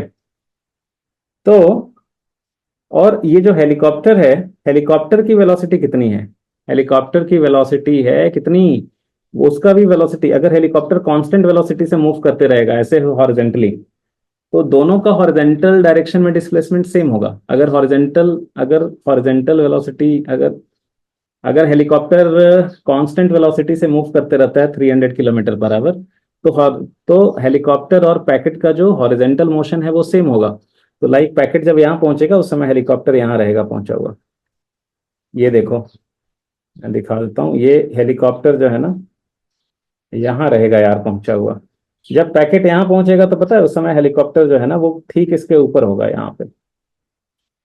जब पैकेट यहाँ पे पहुंचा होगा ना, उस समय हेलीकॉप्टर ठीक इसके ऊपर होगा, ठीक इसके ऊपर होगा। तो जो पायलट जो है ना, वो पायलट जब यहाँ रहेगा तो वो देखेगा पैकेट यहाँ पे, जब वो यहाँ रहेगा तो देखेगा पैकेट यहाँ पे। पायलट जब यहाँ रहेगा तो वो देखेगा पैकेट यहाँ पे है। तो पायलट को ऐसा लगेगा कि पैकेट हमेशा, मतलब पायलट को ऐसा लगेगा कि जो पैकेट है वो वर्टिकली नीचे जा रहा है, पायलट को ऐसा लगेगा कि पैकेट वर्टिकली नीचे जा रहा है, बिकॉज हॉरिजेंटल वेलोसिटी दोनों की सेम है। तो हॉरिजेंटल डायरेक्शन में जितना पैकेट आगे मूव करेगा, वो हेलीकॉप्टर भी उतना ही मूव करेगा। तो ये जो पैकेट है वो हेलीकॉप्टर के हमेशा नीचे रहेगा। तो पायलट को ऐसा लगेगा, पता है पायलट को ऐसा लगेगा कि पैकेट जो है वो वर्टिकली नीचे जा रहा है। तो कोई अगर पूछेगा यार बताओ जरा कि पैकेट का ट्रेजेक्टरी कैसा था, पायलट से अगर कोई पूछेगा पैकेट कैसे नीचे जा रहा था, तो बोलेगा वो तो वर्टिकली नीचे जा रहा था। ठीक है। लेकिन यहाँ पे एक ऑब्जर्वर है मोहन, जो इंतजार कर रहा है पैकेट को, अगर कोई उससे पूछे कि यार पैकेट का पाथ कैसा था, तो लगा यार पैकेट ऐसे जूम करके भाई आ गया हमारे पास। ठीक है। आई बात समझ में? तो मजा आया होगा। आगे बढ़े। ओके। तो नेक्स्ट देखो, नेक्स्ट जो क्वेश्चन है ये भी बहुत बढ़िया क्वेश्चन है। तो अगला क्वेश्चन ये रहा आपके स्क्रीन के ऊपर। हम्म। क्या है क्वेश्चन? भाई रोहित शर्मा जो है वो घूमने निकला, अपने गांव गया, और बच्चे उसको जिद करने लगे, भैया भैया खेलो थोड़ा, हमारा भी बॉल खेल के देखो। ठीक है। तो किसी ने रोहित शर्मा को बॉल फेंका और रोहित शर्मा ने जड़ दिया छक्का। तो रोहित शर्मा ने ये छक्का जड़ दिया, और ये जो बॉल की इनिशियल वेलोसिटी है, जब उसके बैट से बॉल निकली, तो इसकी इनिशियल वेलोसिटी है बॉल की 20 मीटर पर सेकंड। और हॉरिजेंटल के साथ वो एंगल बना रहा है 37 डिग्री, हॉरिजेंटल के साथ एंगल बना रहा है 37 डिग्री। और ये जो बॉल है ना, यहाँ पे दो स्ट्रीट लैंप्स लगे हुए थे, दो स्ट्रीट लैंप्स लगे हुए थे, दोनों का हाइट था 4 मीटर, दोनों का हाइट 4 मीटर था। और दोनों स्ट्रीट लैंप भाई जस्ट हिट होते होते रह गया, बच गया यार। ठीक है। फूटने से बच गया, यहाँ पे जो स्ट्रीट लैंप में ये लाइट लगी थी ये जस्ट फूटने से बच गया, जस्ट जस्ट बच गया फूटने से। तो ये बॉल जो है दोनों के जस्ट ऊपर से क्रॉस कर गया। दोनों स्ट्रीट लैंप्स का जो हाइट था ये पोल का, वो था 4 मीटर। तो आपको बताना है कि ये दोनों पोल्स के बीच का डिस्टेंस क्या होगा यार, ये बताना है आपको। ये दोनों पोल्स के बीच का जो डिस्टेंस है ना, ये वाला, ये डिस्टेंस, लेट अस से दिस इज डी, तो ये डी की वैल्यू क्या होगी ये बताना है आपको। ठीक है। तो चलो, वीडियो पॉज करो, ट्राई करो। वीडियो पॉज कीजिए और ट्राई कीजिए, कैसे करेंगे ये। Hmm. Okay okay okay okay. तो देखो, यहाँ पे जो है एक वर्ड यूज किया गया है, just the ball just crosses. एक वर्ड यूज किया गया है, just the ball just crosses two poles. इसका मतलब ये जो पोल्स के तो जो दोनों ये हाईएस्ट पॉइंट हैं, वो यू कैन से कि almost they are lying on the trajectory of the ball, almost they are lying on the path of the ball. Trajectory मतलब पाथ। ठीक है। अच्छा, मतलब बॉल जब यहां से पास कर रहा होगा और बॉल जब यहां से पास कर रहा होगा, तो ये दोनों केस में जो बॉल का डिस्प्लेसमेंट होगा वाई के अलोंग, वो कितना होगा? 4 मीटर। बॉल का जो डिस्प्लेसमेंट होगा अलोंग वाई, वो कितना होगा? 4 मीटर। जैसे देखो, अब डिस्प्लेसमेंट अलोंग वाई से क्या समझते हो आप? जैसे मान लो ये हो गया एक्स एक्सिस, और ये जो है मेरे दोस्त ये हो गया वाई एक्सिस। ठीक है। और मैं एक काम करता हूँ, इसको कॉपी कर लेता हूँ पहले। मान लो आप राइट साइड वाले को पॉजिटिव एक्स मान लिया, पॉजिटिव, और राइट साइड वाले वाई को पॉजिटिव वाई मान लिया, पॉजिटिव। और मेरे दोस्त लेट अस से ये पॉइंट हो गया ए, मान लो ये पॉइंट है ए, या हाँ ठीक है, ये पॉइंट ए मान लो और ये पॉइंट बी मान लो, ये ऑरिजिन मान लो ओ, यहाँ का कोऑर्डिनेट है 0 0। तो ये बॉल जब ए से पास कर रहा है ना, बॉल जब ए से पास कर रहा है, तो इसका डिस्प्लेसमेंट कितना होगा? आप बोलोगे सर ओ ए होगा डिस्प्लेसमेंट।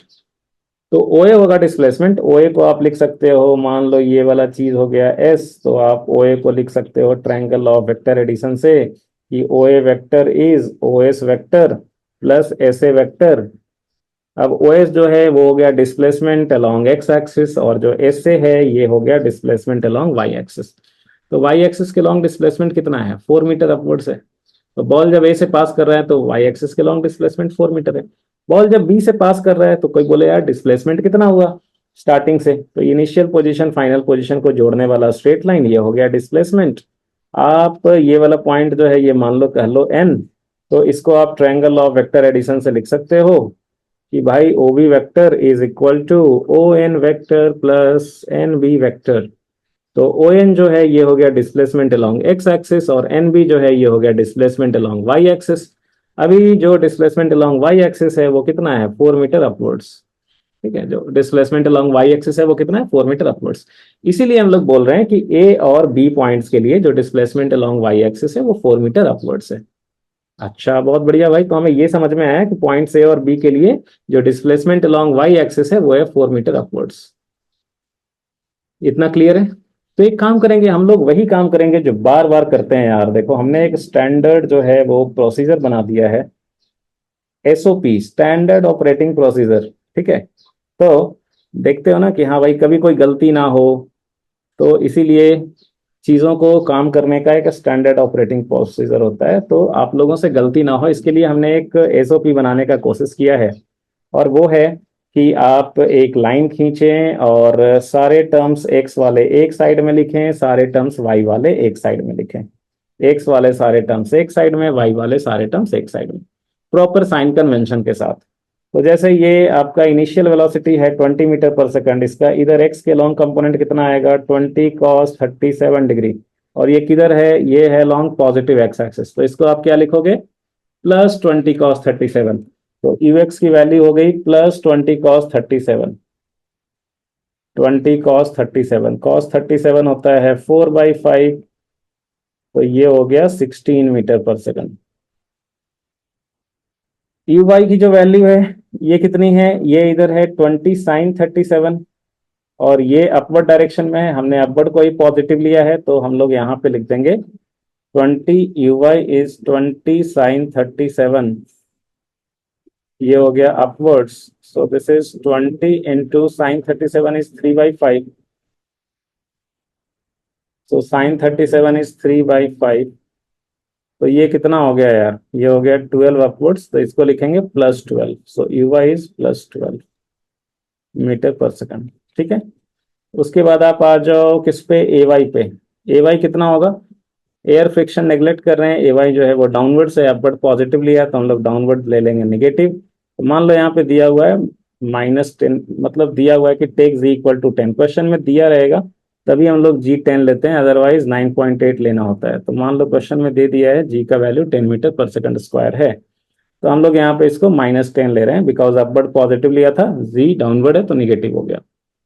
हॉरिजेंटल डायरेक्शन में कोई फोर्स नहीं लग रहा है एज यूजुअल, तो ax जो है वो 0 रहेगा, and therefore vx equal to ux plus ax into T.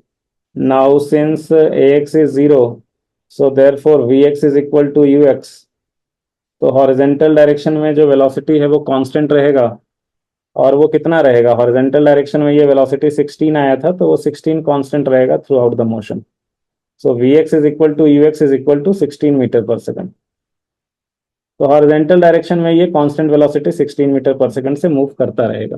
ठीक है, अच्छा, अभी हमें पॉइंट्स ए और बी के लिए क्या पता है कि इनके लिए जो डिस्प्लेसमेंट अलोंग वाई एक्सिस है वो है 4 मीटर अपवर्ड्स। तो हम लोग वो लिख दें क्या, तो जो डिस्प्लेसमेंट अलोंग वाई एक्सिस है वो कितना हो गया, ए और बी के लिए 4 मीटर अपवर्ड्स, तो अपवर्ड को पॉजिटिव लिखा है तो इसको लिखेंगे +4। अभी कौन सा फॉर्मूला लगाएं बताओ, तो फॉर्मूला लगाएंगे हम लोग y is equal to U Y into T plus half A Y into T square. तो ये वैल्यूज बैठा दो, y के जगह पे +4 is equal to U Y कितना है, देखो यू वाई का वैल्यू है +12, तो यू वाई के जगह पे बैठाएंगे +12, और सिंपली 12 लिखते हैं। ठीक है, तो 12 इंटू टी और प्लस हाफ ए वाई, तो प्लस हाफ ए वाई के जगह पे हो गया -10 इंटू टी का स्क्वायर।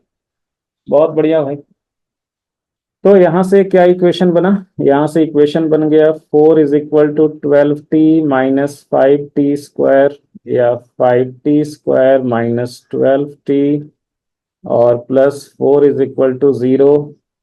सो t की वैल्यू यहां से निकल जाएगी, t की वैल्यू आ गई -b plus minus √b² minus 4ac/2a। तो t का वैल्यू हो गया 12, 12 प्लस माइनस ये √ हो गया 144, माइनस कितना हो गया 80/10, तो ये हो जाएगा 12 प्लस माइनस √64/10। सो यहाँ पे हो गया t इज इक्वल टू 12 -8/10 और t इक्वल टू 12 प्लस 8/10। तो एक को T1 बोल देते हैं, एक को T2 बोल देते हैं। तो T1 की वैल्यू आ रही है ये 0.4 सेकंड, और T2 की वैल्यू आ रही है, T2 की वैल्यू आ रही है 2 सेकंड। तो टाइम का दो दो वैल्यू आ रहा है। 4 मीटर डिस्प्लेसमेंट के लिए टाइम का दो दो वैल्यू आ रहा है। ऐसा क्यों हो रहा है यार? दो दो टाइम क्यों आ रहा है? बिकॉज 4 मीटर डिस्प्लेसमेंट दो दो पॉइंट्स के लिए हो रहा है, एक ए के लिए भी हो रहा है, बी के लिए भी हो रहा है। मतलब ओ से ए पे जाने में टाइम लगा होगा 0.4 सेकंड। यहां से अगर टी इक्वल टू 0 से प्रोजेक्ट किया तो T1 इक्वल टू 0.4 सेकंड से ये ए से पास कर रहा होगा, और T2 इक्वल टू 2 सेकंड से ये यहाँ से बी से पास कर रहा होगा। इसीलिए टाइम की दो वैल्यू आ रही है, because 4 meter displacement along Y axis, वो उसके लिए दो दो टाइम का पॉसिबल वैल्यू है। अच्छा, तो ये T1 और T2 मिल गया हमें, ये इतना क्लियर है। तो यहाँ पे क्या लिख लें हम लोग? लिख लेते हैं। सो T1 इक्वल टू हो गया 0.4 सेकंड और T2 इक्वल टू हो गया 2 सेकंड। मतलब यहाँ से O से A के आने में टाइम लगा 0.4 सेकंड, और O से B तक आने में ये हमें टाइम लगा 2 सेकंड। बहुत बढ़िया। अब इससे क्या फायदा होगा? हमें तो ये डिस्टेंस निकालना था, है ना, हॉरिजेंटल हॉरिजेंटल, ये डिस्टेंस बिटवीन द पोल्स। तो एक बात बताओ, ए से बी पे आने में कितना टाइम लगा? ए से बी पे आने में कितना टाइम लगा बॉल को? तो ए से बी पे जाने में टाइम लगा T2 माइनस T1। मैं इधर लिख देता हूं, ए से बी पे जाने में बॉल को टाइम लगा, time taken is T2 minus T1। तो ये हो गया 2 second minus 0.4 second, so this is 1.6 second. तो ए से बी पे जाने में जो टाइम लगा वो लगा 1.6 सेकंड। अब आपसे पूछा है दोनों पोल्स के बीच में हॉरिजेंटल कितना वो डिस्प्लेसमेंट हुआ। अब एक बात बताओ, हॉरिजेंटल डायरेक्शन में तो वेलोसिटी कांस्टेंट होती है ना दोस्त। हॉरिजेंटल वेलोसिटी कितना आया था? 16 मीटर पर सेकंड। तो हॉरिजेंटल डायरेक्शन में तो ये कांस्टेंट वेलोसिटी से मूव करेगा, 16 meter per second. Horizontal velocity तो कांस्टेंट ही रहेगी, 16 16 16। Through out the motion horizontal velocity जो है वो 16 मीटर पर सेकंड कांस्टेंट है। हॉरिजेंटल डायरेक्शन में वो आगे 16 मीटर पर सेकंड से ही आगे बढ़ रहा है। तो throughout the motion horizontal component of velocity constant है 16 मीटर पर सेकंड। तो एक बात बताओ, तो ए से बी तक आने में जो हॉरिजेंटल डिस्प्लेसमेंट होगा, ये जो डी है, वो कितना होगा? मतलब हॉरिजेंटल डायरेक्शन में वेलोसिटी है कांस्टेंट 16 मीटर पर सेकंड, और ए से बी पे आने में टाइम लगा है 1.6 सेकंड। तो हम लोग बोल सकते हैं क्या, 16 इंटू 1.6? बोलो। ये एक्स के लॉन्ग ही तो डिस्प्लेसमेंट है ना ए से बी तक आने में। तो एक्स के लॉन्ग अगर वेलोसिटी कांस्टेंट है 16 मीटर पर सेकंड, तो into time taken velocity constant रखने है, तो ये ए से बी के लॉन्ग जो हॉरिजेंटल डिस्प्लेसमेंट है equal to horizontal velocity into time नहीं कर सकते? तो यहां से जो डी होगा, तो हम लोग क्या लिख सकते हैं मेरे दोस्त? हम लोग यहां से लिख सकते हैं कि डी इज इक्वल टू होगा, d is equal to you x into जो डेल्टा टी लगा है। ठीक है, तो डी की वैल्यू कितनी है? 16 मीटर पर सेकंड, और इंटू टाइम टेकन कितना हुआ? 1.6 सेकंड। तो ये हो जाएगा d is equal to 16 into 1.6, ये हो जाएगा 25.6 मीटर। तो यही हो जाएगा आंसर यार, 25.6 मीटर आंसर हो जाएगा। क्लियर है? बोलो, क्लियर है? समझ में आया? तो आप इसको दूसरे मेथड से सोचो,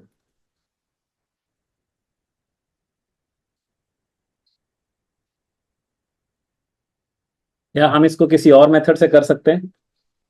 तो वीडियो पॉज करो और दूसरे मेथड से जरा सोच के देखो। तो दूसरे मेथड से सोच के देखिए एक बार।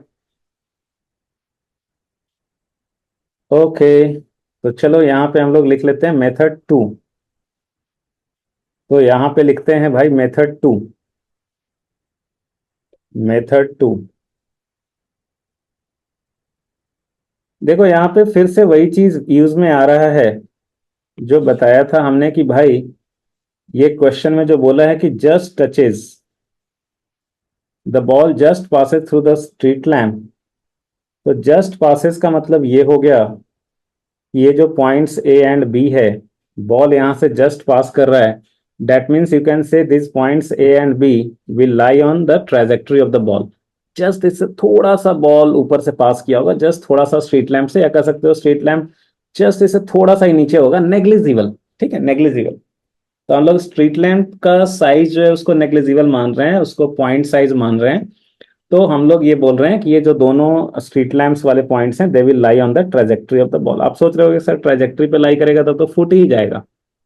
हम लोग उसको पॉइंट, लैंप को पॉइंट मान रहे हैं ना, उससे जस्ट नेग्लिजिबली थोड़ा सा नीचे मान रहे हैं। So almost you can say कि they are lying on the trajectory. अच्छा, अब ये देखो ए का वाई कोऑर्डिनेट कितना है। अगर मान लो ये ओरिजिन है, तो ये है ओरिजिन, यहाँ का कोऑर्डिनेट है 0 0। यहाँ का वाई कोऑर्डिनेट हो गया 4, एक्स कोऑर्डिनेट हमें नहीं पता, मान लेते हैं ये x1। तो ए का कोऑर्डिनेट हो जाएगा x1, 4। और बी का जो वाई कोऑर्डिनेट है ये भी है 4, और इसका जो एक्स कोऑर्डिनेट है ये हो जाएगा इतना। मान लो ये भी नहीं पता है हमें, तो ये हो गया मान लो x2। तो इसका जो कोऑर्डिनेट हो जाएगा वो x2, 4। तो हम लोग क्या ये कह सकते हैं कि points A and B lie on the trajectory of the ball. तो आप लिखो कि points A and B will almost lie on the trajectory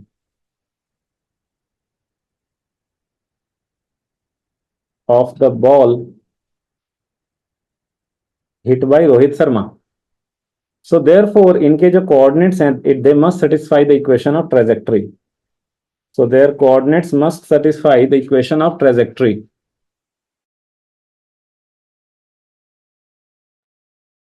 तो ये लिख लीजिए आप कि so their coordinates must satisfy the equation of trajectory, must satisfy the equation of trajectory. ठीक है, द इक्वेशन ऑफ ट्रेजेक्ट्री।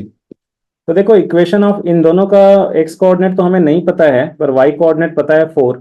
तो हम लोग इक्वेशन ऑफ ट्रेजेक्ट्री में y इक्वल टू 4 सब्सटीट्यूट कर देंगे। तो आप इक्वेशन ऑफ ट्रेजेक्ट्री लिख लो एक बार, क्या था याद होगा आपको, और नहीं याद है तो ये याद होना ही चाहिए, आप याद रखिएगा, बहुत ही इंपॉर्टेंट है, उसके बिना काम नहीं चलेगा आपको। y equal to x tan theta minus half g x square by u square cos square theta होता है, इसको आप यू एक्स स्क्वायर भी लिख सकते हो।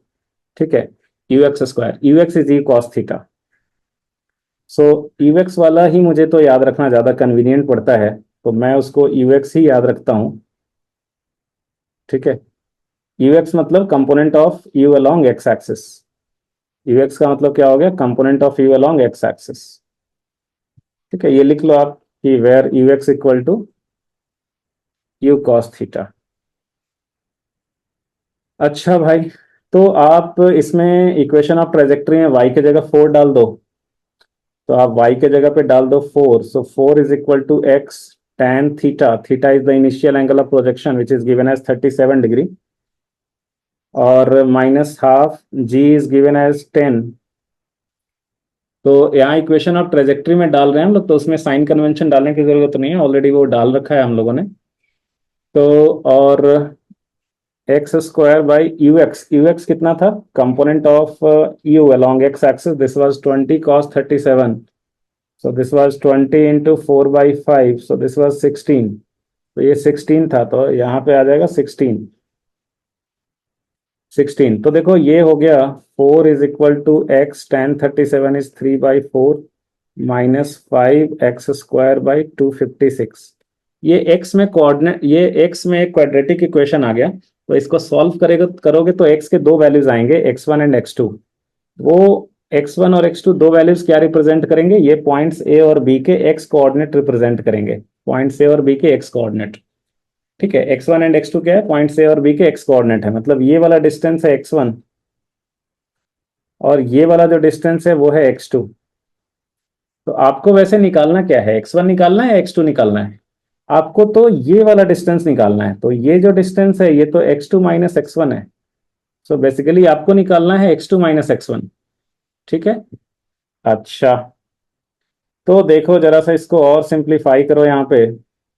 तो ये आ जाएगा 4 इज इक्वल टू, इधर एलसीएम ले लें 256, तो इधर हो जाएगा 64, और 64 इंटू 3 192x और -5x²। तो ये इधर चला जाएगा, तो ये हो जाएगा 4×6 = 24, 4×8 = 22 के 2 14 8 2 10, 1024 is equal to 192x -5x²। So this is 5x² और -129x +1024, ये दिस इज इक्वल टू 0। तो ये x में क्वाड्रेटिक आ गया, तो यहां से हम लोग सॉल्व करेंगे तो we will get x1 and x2। तो solving we get x1 and x2, x1 and x2, x1 और x2 जो है वो क्या है, इसके x कोऑर्डिनेट्स हैं पॉइंट ए और बी के। तो मैं यहाँ पे दिखा देता हूँ आपको फिर से, या ठीक है, हाँ फिर इधर लिख ही देता हूँ। ये अगर इधर लिख दें इसको, x1 एंड x2 समझ रहे हो आप क्या है, समझ रहे हो क्या है यार? इधर देखो, ये बना ही देता हूँ डायग्राम। ये वाला जो चीज है, ये है x1। कौन सा वाला है x1? ये है x1 और ये है x2, ठीक है। तो ये है x1 और ये जो है ये है x2। तो ये वाली जो डिस्टेंस हुई ये हुई x2 माइनस x1, यही निकालना था आपको कि x2 माइनस x1 क्या होगा।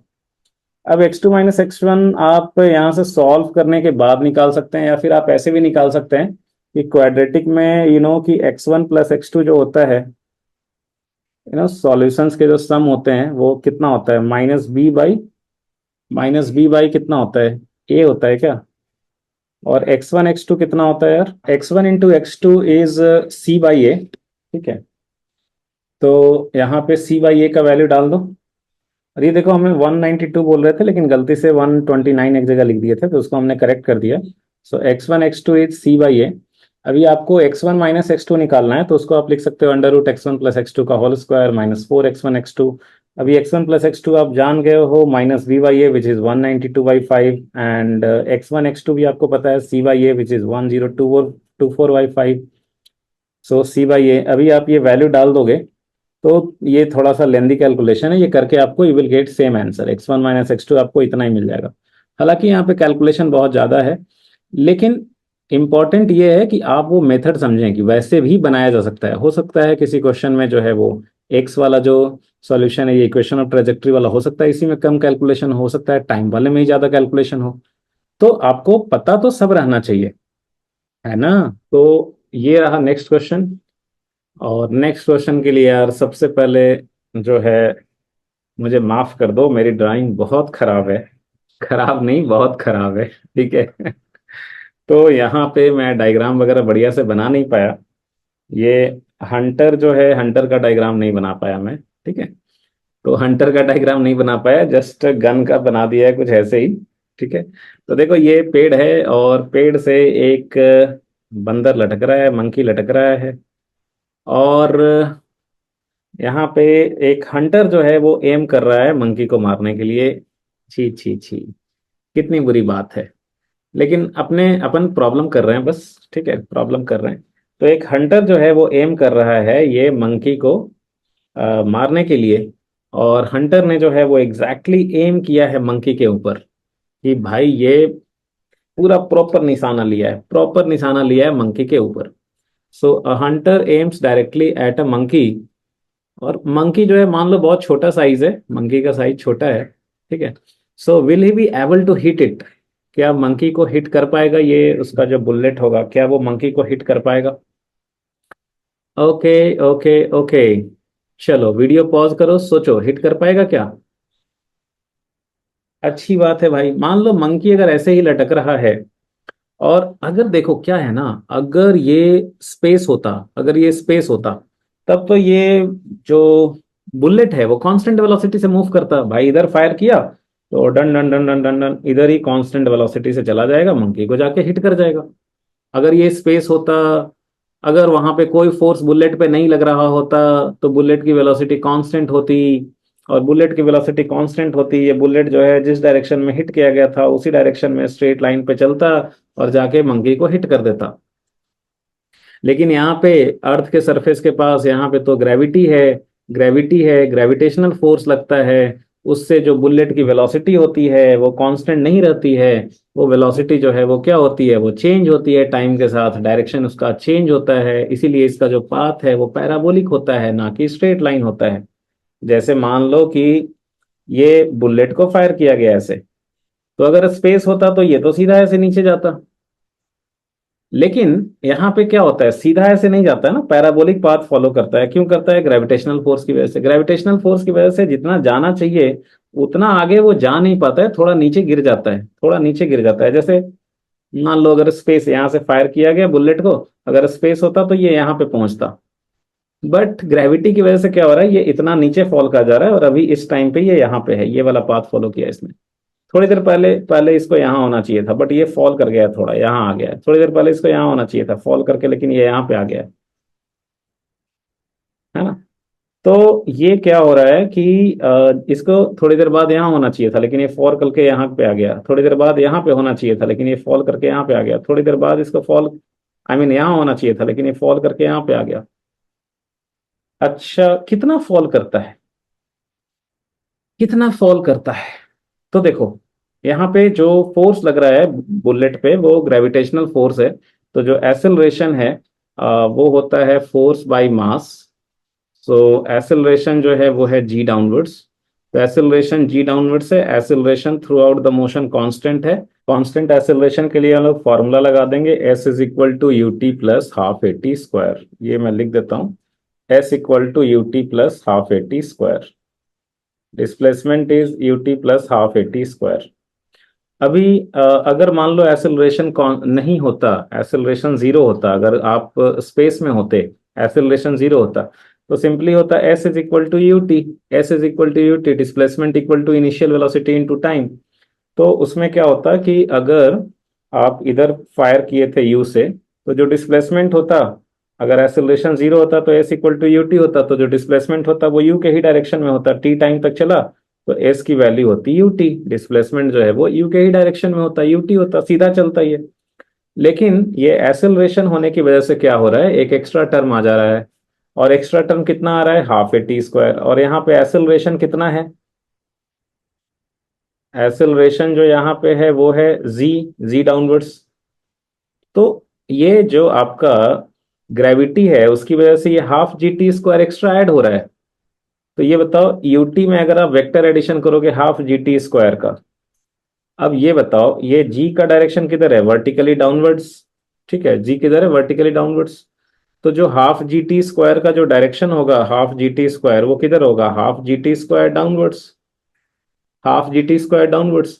तो क्या हो रहा है, ये ग्रेविटी की वजह से हाफ जी टी स्क्वायर नीचे गिर रहा है। ग्रेविटी की वजह से ये हाफ जी टी स्क्वायर नीचे हो रहा है इसका डिस्प्लेसमेंट।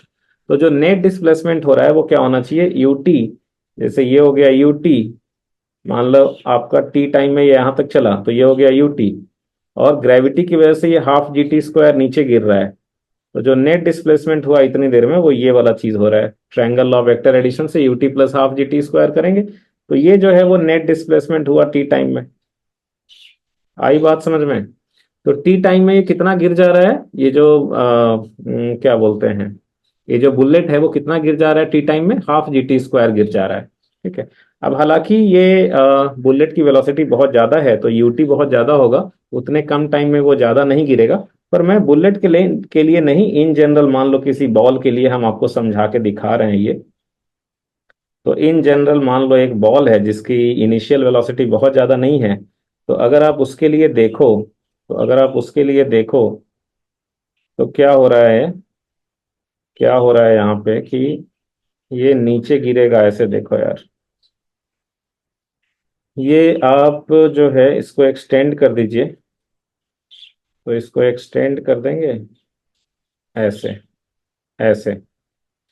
मान लो, हाँ मान लो थोड़ी देर बाद ये इसको पहुंचना चाहिए था यहाँ पे, यूटी यहां तक आना चाहिए था, तो उतने देर में ये हाफ जी टी स्क्वायर नीचे इतना गिर रहा है।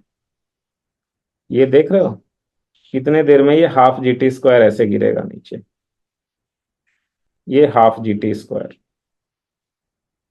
टाइम बढ़ गया ना, टाइम बढ़ गया तो बुलेट को यहाँ पहुंचना चाहिए था, तो यहाँ पहुंचना चाहिए था, पर हाफ जी टी स्क्वायर नीचे गिर गया तो वो यहाँ पहुंच रहा है, उसकी नेट डिस्प्लेसमेंट ये वाली हो रही है। और टाइम बढ़ा तो बुलेट को यहाँ जाना चाहिए था, बुलेट को कहाँ पहुंचना चाहिए था, बुलेट को पहुंचना चाहिए था यहाँ पे, बुलेट को पहुंचना चाहिए था यहाँ पे, लेकिन ये हाफ जी टी स्क्वायर नीचे गिर रहा है, तो ये हाफ जी टी स्क्वायर नीचे गिर रहा है, ये यहाँ पहुंच रहा है, यहाँ पहुंच रहा है, ये हो रही है डिस्प्लेसमेंट इसकी। ठीक है, UT plus half G T square, जैसे जैसे टाइम बढ़ रहा है तो ये हाफ जी टी स्क्वायर की वैल्यू बढ़ती जा रही है, यूटी भी बढ़ रहा है, यूटी भी बढ़ रहा है, ज्यादा दूर तक बुलेट को जाना चाहिए था। तो ये हुआ, ये चीज समझ में आया। तो कितना बुलेट नीचे गिरता है, हाफ जी टी स्क्वायर। अब चूंकि बुलेट की वेलोसिटी बहुत ज्यादा है, तो टाइम जो है वो कम ही लगेगा, तो वो बहुत ज्यादा नहीं गिरेगा, ऐसे जाएगा, ये मान लो इसकी पाथ ऐसे होगी, ऐसे होती होगी, लेटस से ऐसे होती होगी पाथ इसकी, आगे जा करके और वो पूरा नीचे गिरेगा। ठीक है, तो यहाँ पे जो बुलेट का जो पाथ होगा वो कुछ ऐसा होगा यार, बुलेट का जो पाथ होगा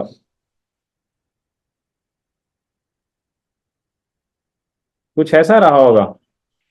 तो इसको बुलेट जो है उसने हिट, आई मीन मार्क किया था यहाँ पे, यहाँ पे लगना चाहिए, पर उतने दौर में वो हाफ जी टी स्क्वायर नीचे गिर गया।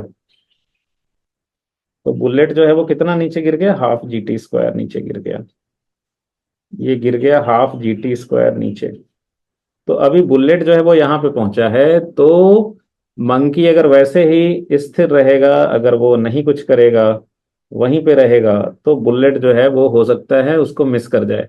अब मंकी का चूंकि साइज है, कुछ साइज है, तो अगर ये जो हाफ जी टी स्क्वायर की वैल्यू है, अगर वो मंकी के साइज से कम होगा, तब तो फिर वो मंकी को शायद पैर में या कहीं पे लग सकता है। बट अगर हम मंकी को बहुत छोटा माने, तो फिर ये बुलेट जो है, इवन दो कि हंटर ने निशाना सही लगाया था मंकी के ऊपर भी, मंकी के ऊपर ही लगाया था, पर ये मिस हो जाएगा हाफ जी टी स्क्वायर।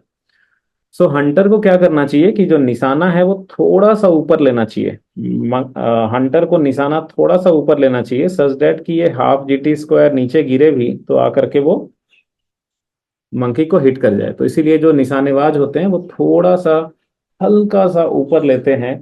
ठीक है, बिकॉज पता है कि ग्रेविटी की वजह से वो थोड़ा सा हाफ जी टी स्क्वायर नीचे आएगा। अच्छा, आई बात समझ में। अब एक बात बताओ कि एक बात बताओ, जैसे ही जिस टाइम पे इसने, हंटर ने गोली चलाई थी, और मंकी मान लो देख लिया उसको, मंकी देख लिया हंटर को गोली चलाते हुए, कि अरे यार ये तो हम ही पे निशाना ले रहा है, ठीक है यार भगवान ये तो हम ही पे निशाना ले रहा है। तो ये देख करके और मंकी जो है ये डाली छोड़ दिया, यहाँ से छोड़ दिया, फ्री फॉल करने लगा, सीधा नीचे आने लगा, मंकी का हो गया फ्री फॉल, कूद गया यहाँ से।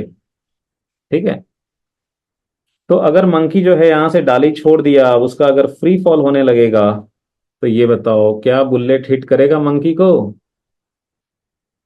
अच्छा, मंकी का अगर फ्री फॉल होगा तो इसकी इनिशियल जो वेलोसिटी है मंकी की वो तो है जीरो, आई मीन इसकी इनिशियल वेलोसिटी तो जीरो है।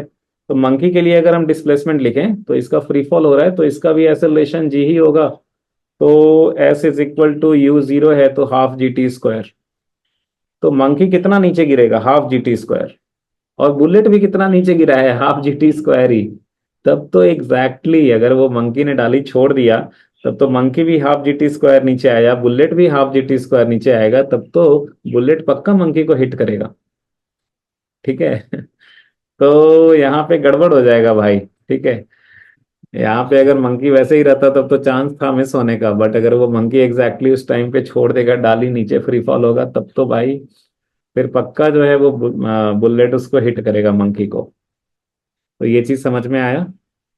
चलिए बहुत बढ़िया। तो अभी ये वीडियो थोड़ा सा लंबा हो गया है, तो अभी कुछ और भी क्वेश्चंस हैं जो कि हम लोग लेंगे प्रोजेक्टाइल का, प्रोजेक्टाइल का वो थर्ड वीडियो होगा, है ना। ये तो सेकंड था, और वो काइनेमेटिक्स का होगा 14th लेक्चर। तो लिंक डिस्क्रिप्शन में दिया हुआ है, आप जाकर के उसको भी देख सकते हैं।